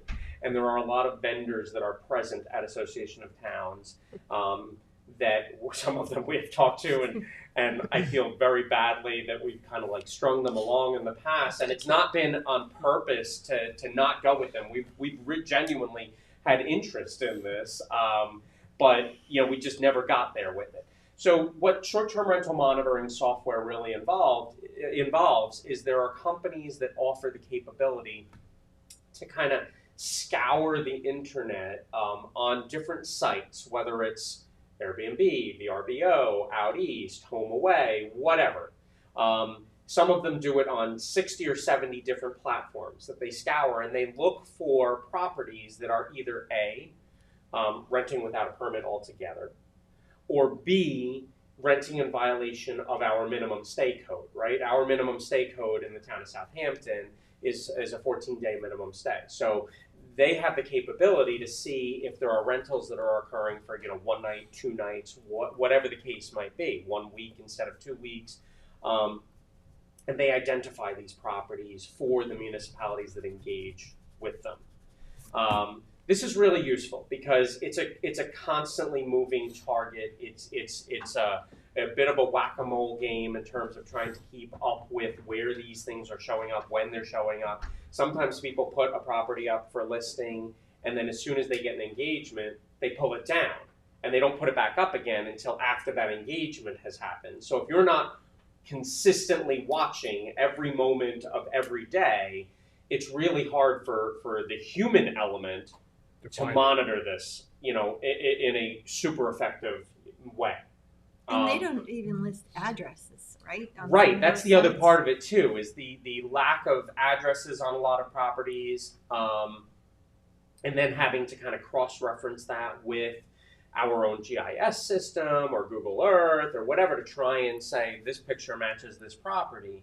Sometimes on some of these listing sites, it'll narrow it down to kind of an area, but it won't tell you where the property is specifically until you engage with them as a prospective renter or buyer. So these companies take some of that effort out of the equation for our staff, which is who's doing this now, as they can on a daily or weekly basis, looking to try and find these places in the sectors that they're assigned to, and that's a big burden. It's a tough lift to try and keep up with it. And when you say, some of these places I just said are scouring, 60 or 70 different platforms, our folks are looking at, the top 2, 3, 4 platforms that are out there that we see people using most commonly. But, platforms come and go quite frequently too.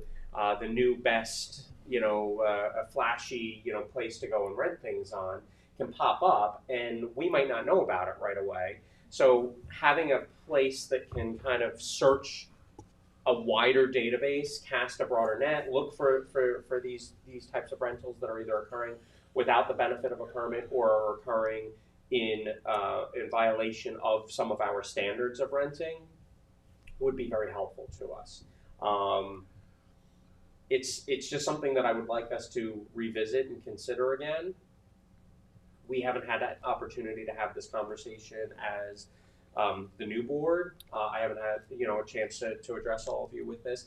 I think now is not a bad time to talk about it because I'm hoping that we have an opportunity coming up in the next 2 months to visit some of the vendors that might be present at Association of Towns and see what's out there again. We had a lot of conversations with one particular vendor on this, but there are other options out there too. So we may say we like something better than another. But it's worth stating that one vendor is the one that is contracted with the county and has all Yes. of the data, so would most likely be the cheapest. And it's worth adding to this too. Not only is it, for me, the most important part of this is the safety aspect of making sure we catch these rentals.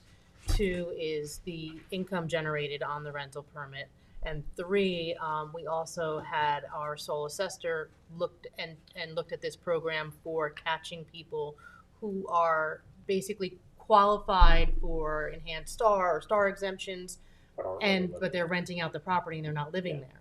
So it's also it's actually money for the taxpayers because it's capturing that tax revenue that they're Yes, incurring. I think that all speaks to the ROI on this, right? The return on investment, I think, is pretty good here.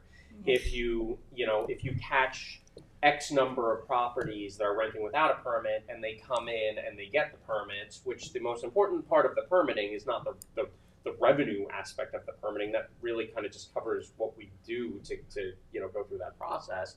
But the revenue from these uncaptured rentals that are occurring, and then adding to that the benefit that it might serve the assessor's office in terms of people that are claiming a homestead or star type exemption where that's their primary residence, but really 280 out of 365 days they're not living at that residence because it's being rented.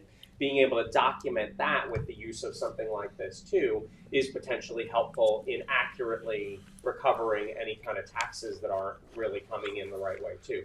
So we had included Lisa in some of the conversations about this along the way. Like I said, we've been talking about this for probably 2 years now. And she supported it fully. And she had interest and seemed to like the concept in terms of the possibility that might help her office as well. I think there's an opportunity there for that Cindy too. and I had a Zoom Yes. call with one of the vendors, and they did seem to offer a lot of good features. Yes. And another I think potential implication here for something like this is that there, and Ryan, you and I have spoken about this, is just housing in general in the town of Southampton. If we're looking to enhance home ownership, this is also a way to kind of sort of pin down all of these, rentals that could be actually used for housing instead of, the There's a abundance broad- of rental units that Yeah, there are a variety of purposes that this could definitely serve. In meeting with some of these companies in the past, they've done a great job of identifying for us what the average daily, or nightly rate is in the town, which in, the summertime is astronomical. They also have their fingers kind of on the pulse of, what rental permitting costs are. I mean, in the town of Southampton, based on conversations we've had with a variety of vendors at this point, our 2-year permitting costs are under the national average for a 1-year, rental permit. And I generally don't think that we're under the national average in terms of, a lot of aspects of things. So it would be revealing to us in terms of a lot of other data and details about the rental situation in the town of Southampton. Yeah. What are the costs? What are the revenues? What are people bringing in? What is it costing us? How much of this is occurring? So they're, on top of identifying properties that are non-compliant or not necessarily maybe paying the right share of taxes, I think there's a lot of other uses for this data and engagement that, we might benefit from if we consider it. So, So how Whereas best do you recommend that we go forward? I think at this point in time, it's probably best that we look to, we put this on people's radar, and I think we look to examine the issue between now and February and use Association of Towns, use the vendor presence as well as the other municipal presence that's there to maybe pick other people's brains that have engaged. Yeah, I like think since then Greenport might be engaging a little bit. So it's something we could always talk about too at some point at East End Supervisors and Oh, Mayors. yeah. That's And a your great idea. counterpart in the county, though, can you speak with them to find out how they're doing? Oh, I don't have any counterpart. They did So it. They there- did it to capture. I was But they gonna did it say to There's only that. capture. one Ryan Murphy, and it's They did it Well, to capture the hotel tax. Right, and Yes, that's where they're capturing is hotel motel tax at the comptroller's office. Yeah. ours is zoning and assessment based, and then of course there's rental tax. But when the county increased the hotel motel tax, they put considerable amount of investment in capturing the rent, and it's predominantly from the East End too. It's So definitely, I right, think, a lot so of they, it. they're making some money off of these, and that's been their Yeah. focus. Well, I think that was their driving force was the missed tax revenue. Mhm. Really was what motivated them to dive into that Right. and do the property identification and everything. I else. just to Ryan's point though of having engaged on this multiple times, the one vendor that we were having discussions with, she has been extremely helpful. She's done Yes. multiple presentations with, like I said, the assessor, with us. I would just ask that everyone, after Association of Towns, if we're going to move forward with this and bring them in maybe for a work session for a full board thing, that we're really serious about going forward with it, because she has invested a great deal of time in Would it. we yes. have to bid this out? I mean, this is a significant cost, and I've Maybe. always supported it. I think it's Yeah. amazing. Some of these companies are I've sole talked to source. them. Excuse me? Some of these companies are sole source providers, Yes. that they're the only one doing this. We this also way. may be able County to piggyback contract. off of an existing County contract contract. too. Right. So if one of our fellow municipalities is County. engaged with, whether it's the county, we might be able to with the one vendor. But even if we look, or if we're looking at other vendors too, and Babylon, Greenport, Southold, whoever has engaged with them, there may We be could do it by piggybacking MA. language built into the You started contract too. you started your presentation saying that we do have options, and there are other companies that are moving into Yep. the market. That's why I asked. And that. this system is portable, so someone on a laptop, officer on a laptop could be in front of the house and go on. Yes. It's good. Yes, there are, depending on the different vendors, there are some very nice automation features to it and They things send like out that. the letters. How is it Yes. generally billed? Is it a monthly flat fee? We never got that You far. didn't get Mm. I don't know whether it's From an what I annual from what I or whether remember though, the it's- cost wasn't. The Well, cost was basically we could have regenerated it through the assessor's office Yes, and yeah. rental income. Yes. What it's worth, the I first don't know time how we they go looked at about this, that. it was tied to registration of foreclosure properties, and now that's no longer the case. That has changed significantly. So some of these packaging options are gonna be a little different than Yes. what we spoke about. And it's all about what modules too you want. Some of them have, neighbor reporting features to them and things like that, which we're not necessarily interested in because we have SOS here at the town. So it's there's kind of a menu of options from a lot of these providers to say, okay, I want this feature, and that one, but I don't want any of the other stuff, and that impacts things. So it sounds like we'll gather some information on how that, how we go about it for next steps, and we'll maybe have another work session Yes. from there. Yes. While you're looking, it's important to mention some legal concerns. We don't want to receive information and not act on it. We never want to be in notice and then not do anything. So we probably want one of these automated systems that's going to at least send a warning letter once we're notified of a condition. Oh yeah. Because then we're not in a failure to enforce type Right. Yeah. pattern. And as I recall, that's one of the things that they do for us, right? They send. the Most of them information. have that capability. Yeah, that's a good point. But Sean. it would be like a make or break feature that we would look for as we consider these. I think there's a good middle ground step forward, to start, gaining compliance without having to really punitively, Well, hurt that's people. where our We last try for it. conversation Yeah. kind of leaked into a little bit. Our next conversation is about how we're going to enforce this. Right. And the complexities of litigating in this way. And Right, That right, could be got where it. we go back to that tie-in from the previous conversation with the, good point. tribunal option too. Okay. So for future conversation, I think that's on the table. Well, thank you for All right. that. Thanks. Thank you. All right. Thank you, everyone. Thank you. Thank you. All right, well, we are ahead of schedule, but I see Janice and Seth are here. So our next topic is the Department of Energy heat pump grant application. We got Janice Shear and Seth Grace Hello. about this. How are we doing today? Hi. Hello. Morning. Thank you. Seth, take center stage. Yep. Because he's been working very hard about this. Yeah, so I'm bringing to you the Department of Energy grant that you had looked at the prior work session and had authorized a resolution to sign the documents for the grant. All right. So we just wanted to just take a little moment to discuss what planning was interested in doing. We had selected a certain project area to use the $126,000 grant that they have actually allocated to us, and we just needed to pursue.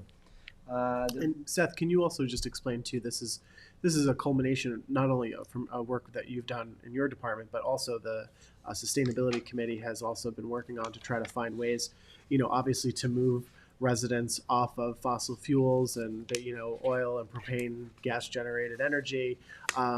We don't want to mandate necessarily these kinds of transitions. We want to find ways to incentivize rather than do that. So that's part of the impetus that's behind the goal here.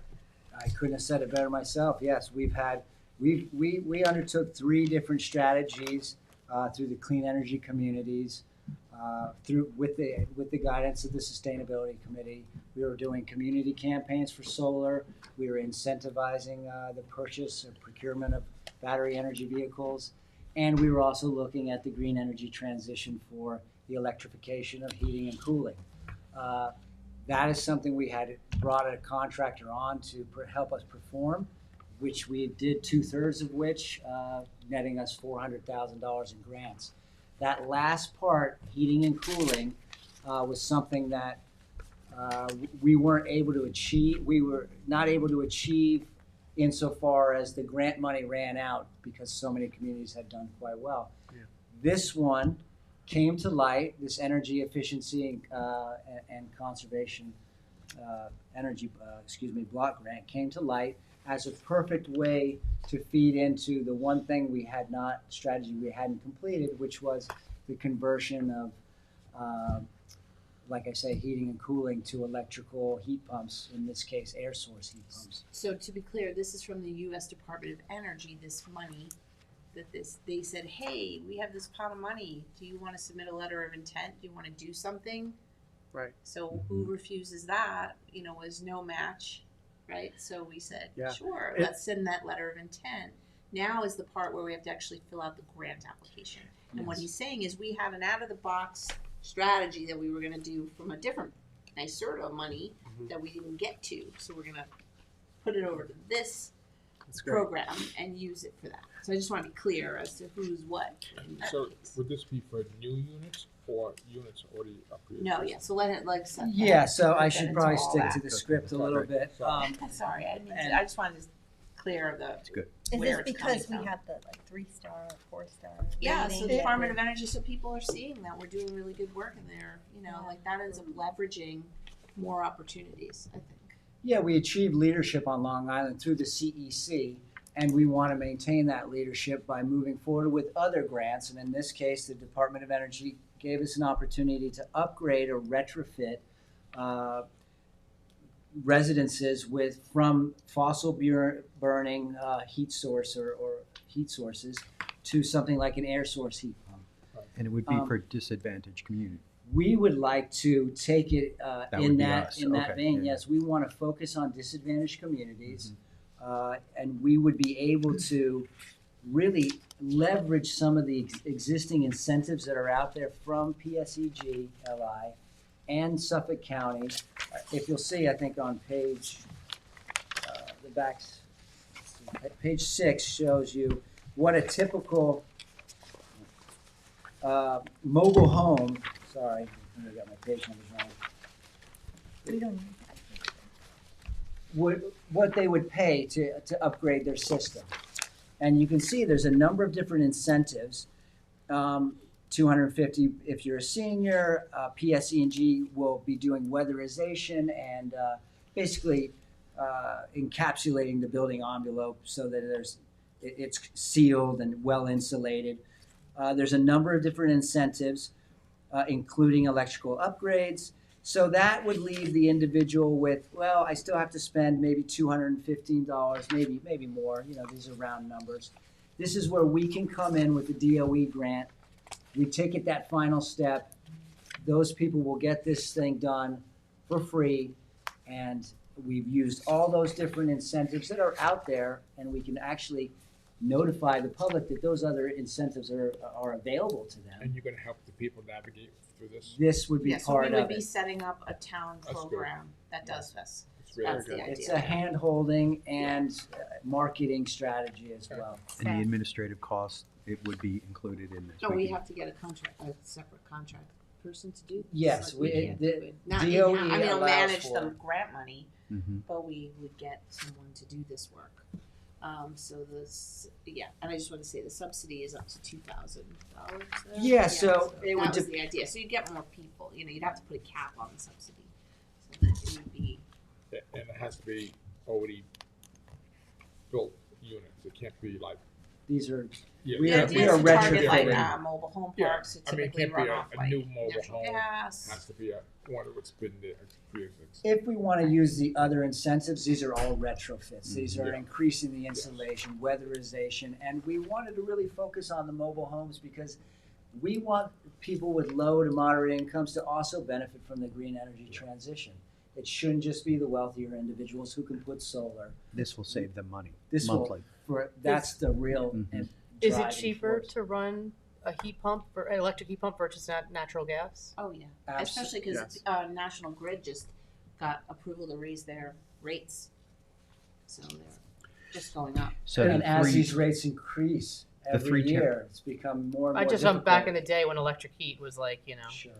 Yeah. 3 mobile home parks in Riverside that's in phase 1 of our STP project. They would also fit squarely into this program that we would be Right. creating. That's great. I'd also say I that think there's that's a fantastic. there's a precedence that many municipalities have been setting as per the green energy transition, whether it is solar or heat pumps. Many municipalities are doling out their own monies to try to incentivize just residents to just transition, and they're putting solar on their roofs or installing heat pumps. So this is, I think, a great way for us as a township to start getting familiar with how we could adequately sort of model that type of incentivization.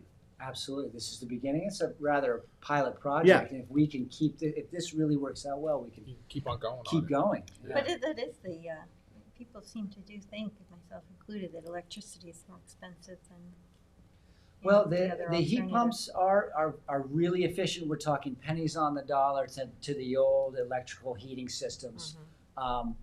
And as we're bringing renewables online, we're making it so that those air source heat pumps are now running on renewable energy, which is the Let's say you're in an area where we've created a CDG, yes. then now you're even Well, more we getting have to set subsidized.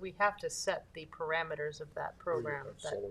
solar program. So, capturing some of these individuals in that program as well would be helpful. Absolutely, because that true affordability is also being able to afford your utility costs. Right. So that's the thing. Big thing. So is it possible to walk this on, or It's I mean, on, there's a it's already timing? done, we just were, Yeah.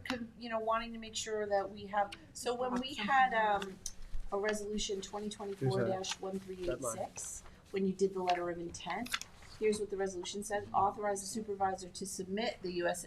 Department of Energy Clean Energy Efficiency and Conservation Block Grant, and it outlined, that we were doing this.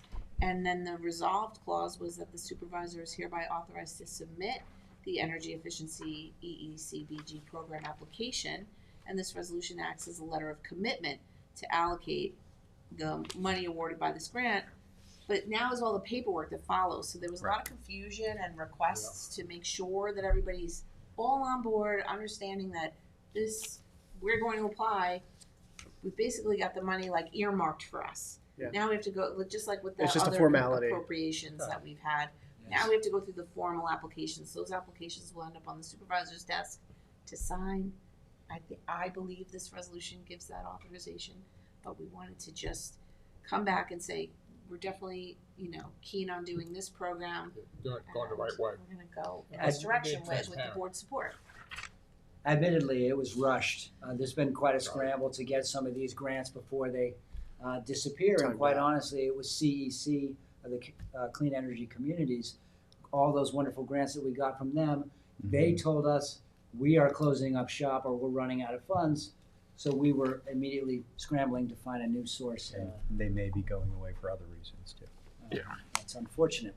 Well, let's hope and that's the idea. We need to submit the application. Right. There was a lot of concern from members of the Sustainability Committee that we needed to work session again to confirm this.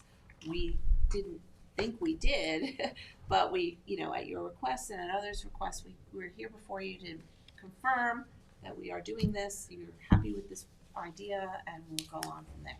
I'm very happy.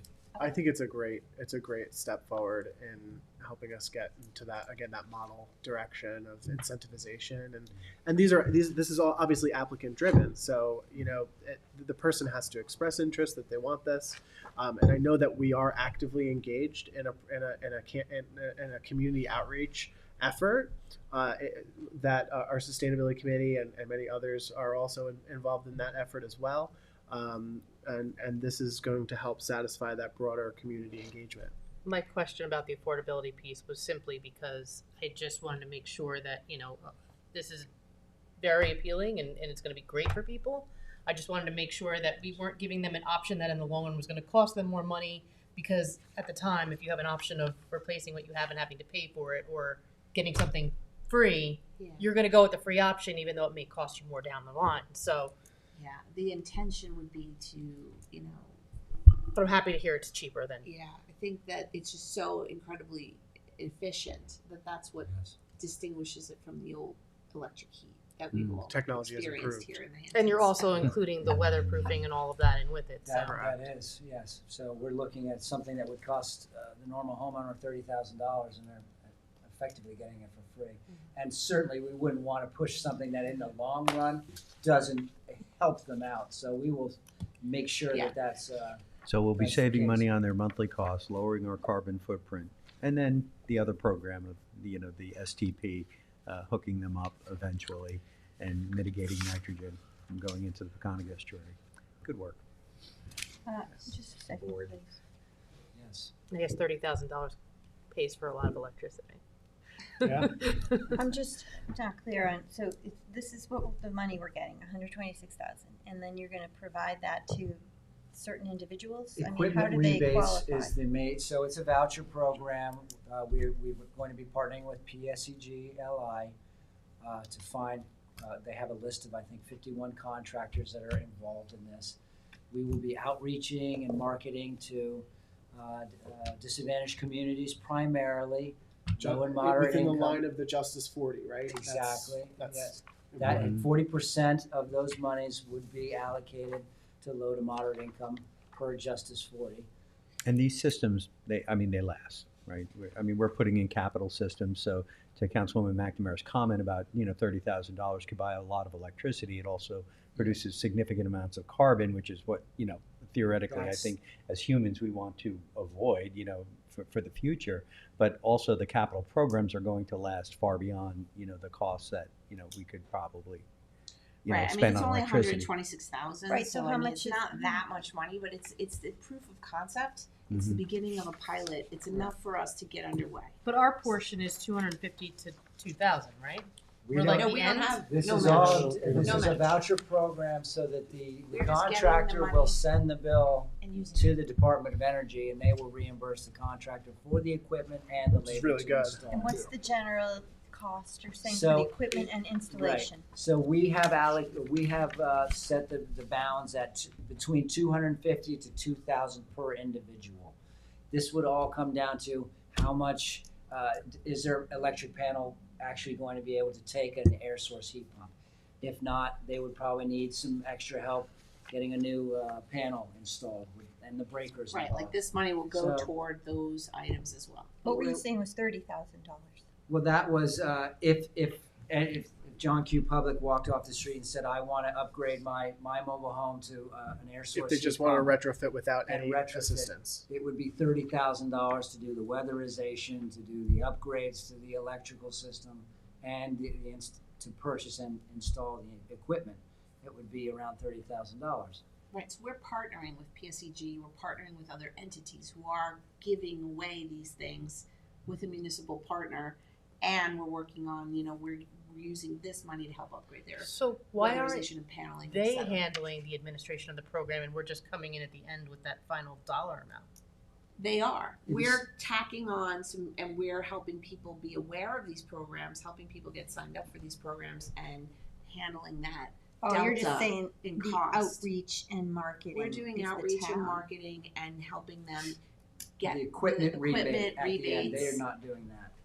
Yeah, the people that put them in are gonna do all that, but we're doing the marketing outreach to the, locations that we just described, to the homes, Find to a the customer. people there. But to are the you saying we are customers. gonna have to hire a staff Well, person in no, we're order not gonna to hire. implement Well, this? yeah, we'll have, similar to we just did for the car program, EV pilot, electric car, and we did for the NYSERDA stuff. This is just a different pot of money to continue that same good work and get that accomplished. Could we also make sure when applicants are inquiring about this particular program that we are also incorporating the North Sea Community Solar Project into that, so that there is that potential 8% reduction in utility We have to costs? set that.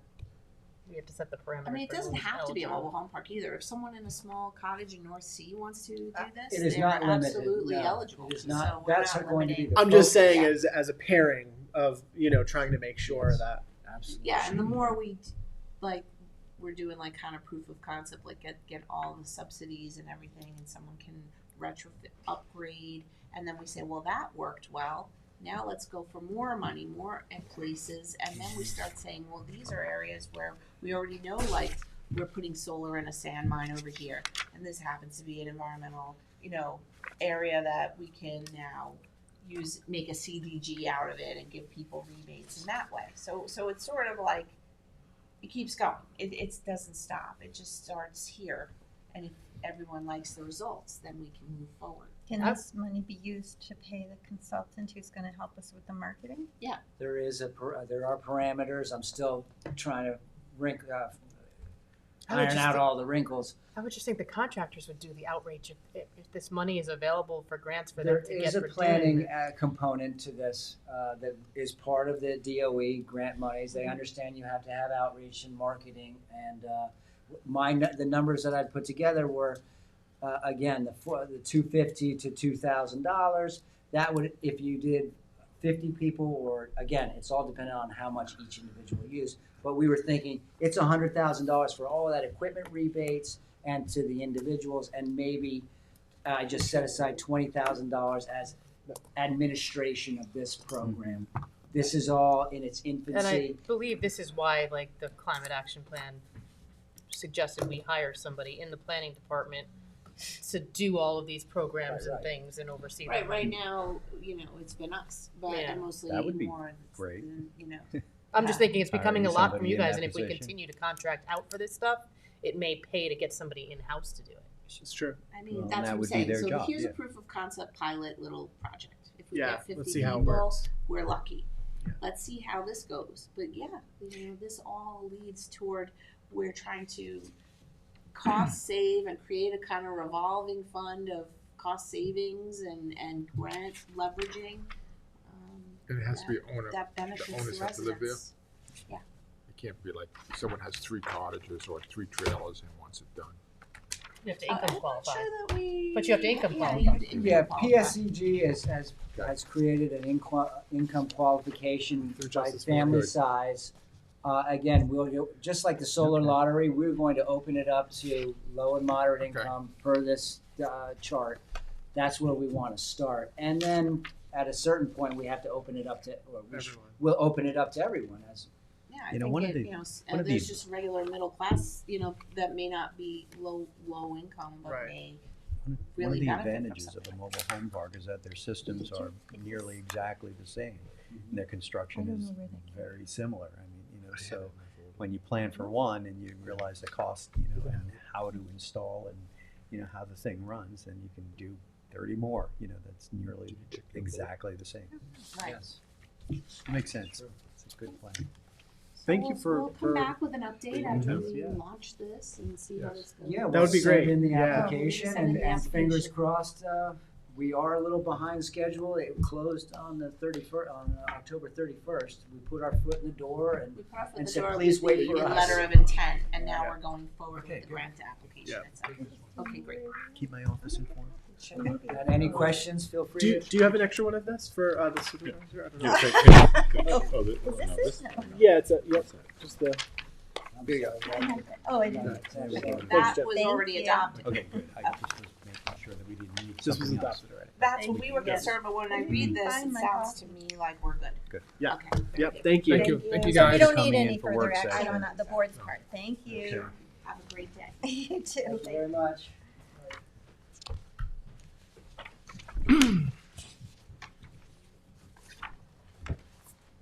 Okay, so that brings us to our liaison updates. I hope everybody had a lovely Thanksgiving. Michael and I went to the Remsenburg Elementary School for their feast, and it was Good. wonderful to see all the children. They were so sweet. They played a lot of music. Mhm. They Dancing, sang songs. music, There was yeah. a balloon, a Macy's style balloon parade. Wow. The youngsters, like in the kindergarten, first grade, went up with like the fifth graders and the sixth Yeah, graders, the and buddied up. they all waved. They had such a great time. It was really nice. And the turkey was really good, by the way. Did you get to sing Attitude of Gratitude? No, oh, we did. We did say many blessings for all. That's what it was. Yeah. It was very nice. He did such a nice job. The supervisor and myself Tuesday went to the senior luncheon. Oh, yes, we did. We had a That's very right. wonderful Senior time, Center lunch, and I have to. I Hampton Bays. met Paul, who was Colleen's downstairs husband. There, the staff there works very hard catering to the seniors, make them very happy.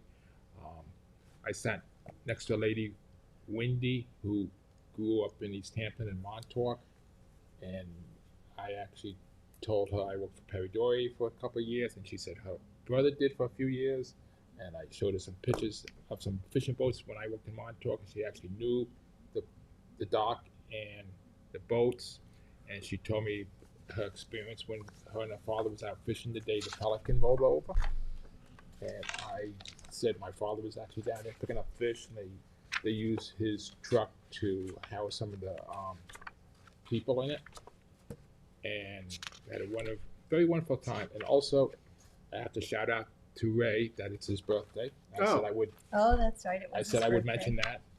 If you see Ray, tell him happy birthday in Hampton Bays. Right there. So, And then Michael and I went to the tour yesterday for the North Sea solar array, which was very impressive. Very impressive. 11,000 solar units. Panels, yeah. Everything's wired up. They're just, we gotta wait for PSEG. It looks really good. They put a lot of work. U.S. Steel, and All local companies, concrete. Yeah, Yeah. Eldor Electric, Yeah. X-Cab. Was it cold? Kearsarge and Eldor, and it was a little chilly. It was very nice to see, though. A lot of hard work went into that, and Yeah. they, We're gonna have a flip the switch for all of us to go and officially start the system.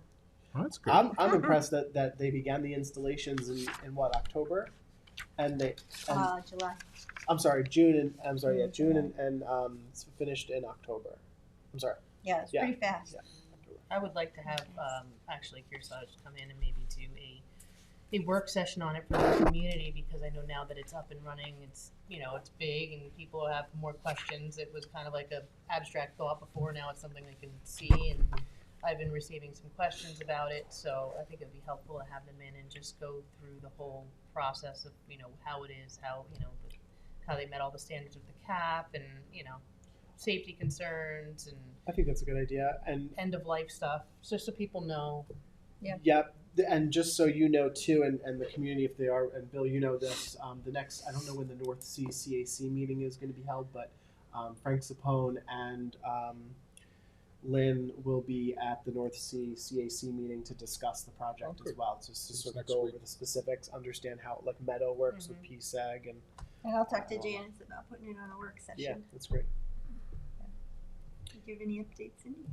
Oh, just East Quogue Holiday on Main is this Saturday from 1 to 5. They have a ton of vendors and events, and it ends with the tree lighting at the East Quogue Village Green at 5 o'clock, and it's just always a really, really super nice event. So. Yes, and also, let's see, on Saturday, Friday. What's the 6th? Friday? Friday. Friday is tomorrow, Oh, yeah. 6th. Yeah. Yeah, so Eastport tree lighting, you mentioned that, 6 to 8, and then West Hampton Beach Performing Arts Center is having a holiday stroll on their main street in West Hampton from 6 to 9. Lots going on. The windmill lighting is tonight, 5:30 at the campus, college campus. Also tonight is Ladies Auxiliary Sag Harbor. They'll be having their event. Last night was the big duck lighting, which was very fun. The county exec came out for that one. Nice. Tom and John, do you have some Mhm. update? It's good to see the community solar about to come online. That's been a project that has been in the works now for 3 or 4 years. I want to certainly give a shout out to Councilman Bouvier for that. A lot of the grants that we are receiving is work that he has done with our sustainability committee, and so I hope he'll certainly be there to flip the switch, and others too. Jay was a big supporter of that as well. So it's good to see 11,000 panels up on capped landfill. Capped landfill, right? Really So, great stuff. Last night, I attended our youth in government program. Peter Stricker and Tracy Colson were there. We have a good group of students working. They're writing bills, and we'll be going to Albany up this fall. Additionally, last night I was at the Hampton Bays Alliance discussing pro-housing community. We had Kathleen from New York State HCR there, and her team answered a lot of questions. It was well attended. I was there along with Curtis Highsmith discussing pro-housing community initiatives and various grant opportunities to the community. So it was a really great night and well attended. And so I couldn't go to the Big Duck. So but you can only be in one place at one time. Try as you may. So and you know what? And I think I hope the board really pushes forward on the pro-housing community, because the grants, there's significant opportunity there. And this was something, the pro-housing community resolution, that we had brought up at a work session in September, and then brought it to the town board in October. There were some questions, and and then we had yet another work session. We actually pulled it back and tabled it and had another work session. So the work session process here is it's important, and we brought that forward, and then voted on it in November, and that's just the letter of intent. So there's a lot more to do, and I hope that the town does it as well. Last week, in our water district, Councilwoman McNamara congratulated our administrator for the water district and H2M for the $4.7 million grant that we received from the state of New York. And I think it's incumbent upon us to thank the people actually, the grant came from the state of New York. I want to thank Assemblyman Thiel, right? Absolutely. Senator Palumbo, they have to advocate for these things. And of course, the governor of the state of New York, Kathy Hochul. These are somewhat discretionary funds from the bipartisan infrastructure bill, and $4.7 million is certainly a lot of dollars, and it's going to help the people of Hampton Bays put in the filters that we need for this district. This on top of a $2.7 million grant that the town received on behalf of the people of Hampton Bays in 2022. So, $7.2 million in grant funding from the state of New York is much appreciated. Mm-hmm. Yeah. So, and like I said, I will not be here on December 10th meeting. I will be in Albany for orientation to take my seat in the New York State Assembly. So thank you for co-sponsoring my bills. We will miss you. Yes. You'll be here for other meetings. Yeah. Just remember, we need some more grants down there. Yeah, don't forget about us when you get to Albany. Wait, is that a joke? Are you kidding? I just want to mention, because the solar was mentioned and people that helped, I want to thank Frank Sapone, who really did all of the community outreach on that project from start to finish. So Yeah, we'll make sure that he comes to the I didn't public, mean to the leave work Frank out. session. No, He's still part of it. And flipping the switch. I wanted to say I went to the Hampton Bays Chamber. They have a ribbon cutting. They have a new office. It's adorable. It's very nice looking. It's 15A West Montauk Highway, just behind the sidewalk. And I'm happy for them that they found a space. Yeah, that was a and they're long very time happy coming. too. Yeah. Good for them. And on Monday night, Bill and I attended the meeting in West Hampton at the Village Hall to roll out just to get the community involved to see the renderings. Everybody was happy. Preliminary plan. Yes. Yeah. I mean, everybody wants a little bit more, but we'll see what we get to. We did. Nick did do a rough drawing of the skate park sitting inside of it. Yeah. We'll see. We'll show the board what it was that the community, give you all a summary of what the comments were, and Nick can tell us if there's any room to. I heard Bill's going to give him skate park. We talked about it. Yeah, they asked for it. They asked about it. They wanted a pump track. They wanted more athletic fields. They wanted a gymnasium with basketball. So there were a lot of requests, but there were a lot of people were very happy with the plan the way it was too. Those things are at Red Creek Park. Yeah. And we're doing the skate park. To the tune of. That's happening now. Thank you for your leadership on that, Maria. I know You're that there's welcome. been a lot of Pleasure. work that's been. Yeah, and put into Bill that. also, it's good to have the whole push. board. Yeah. So, all right. Well, if that's nobody else has any other comments, then I move to go into executive session to discuss acquisitions and litigation, and then close. Second. All in favor? Aye.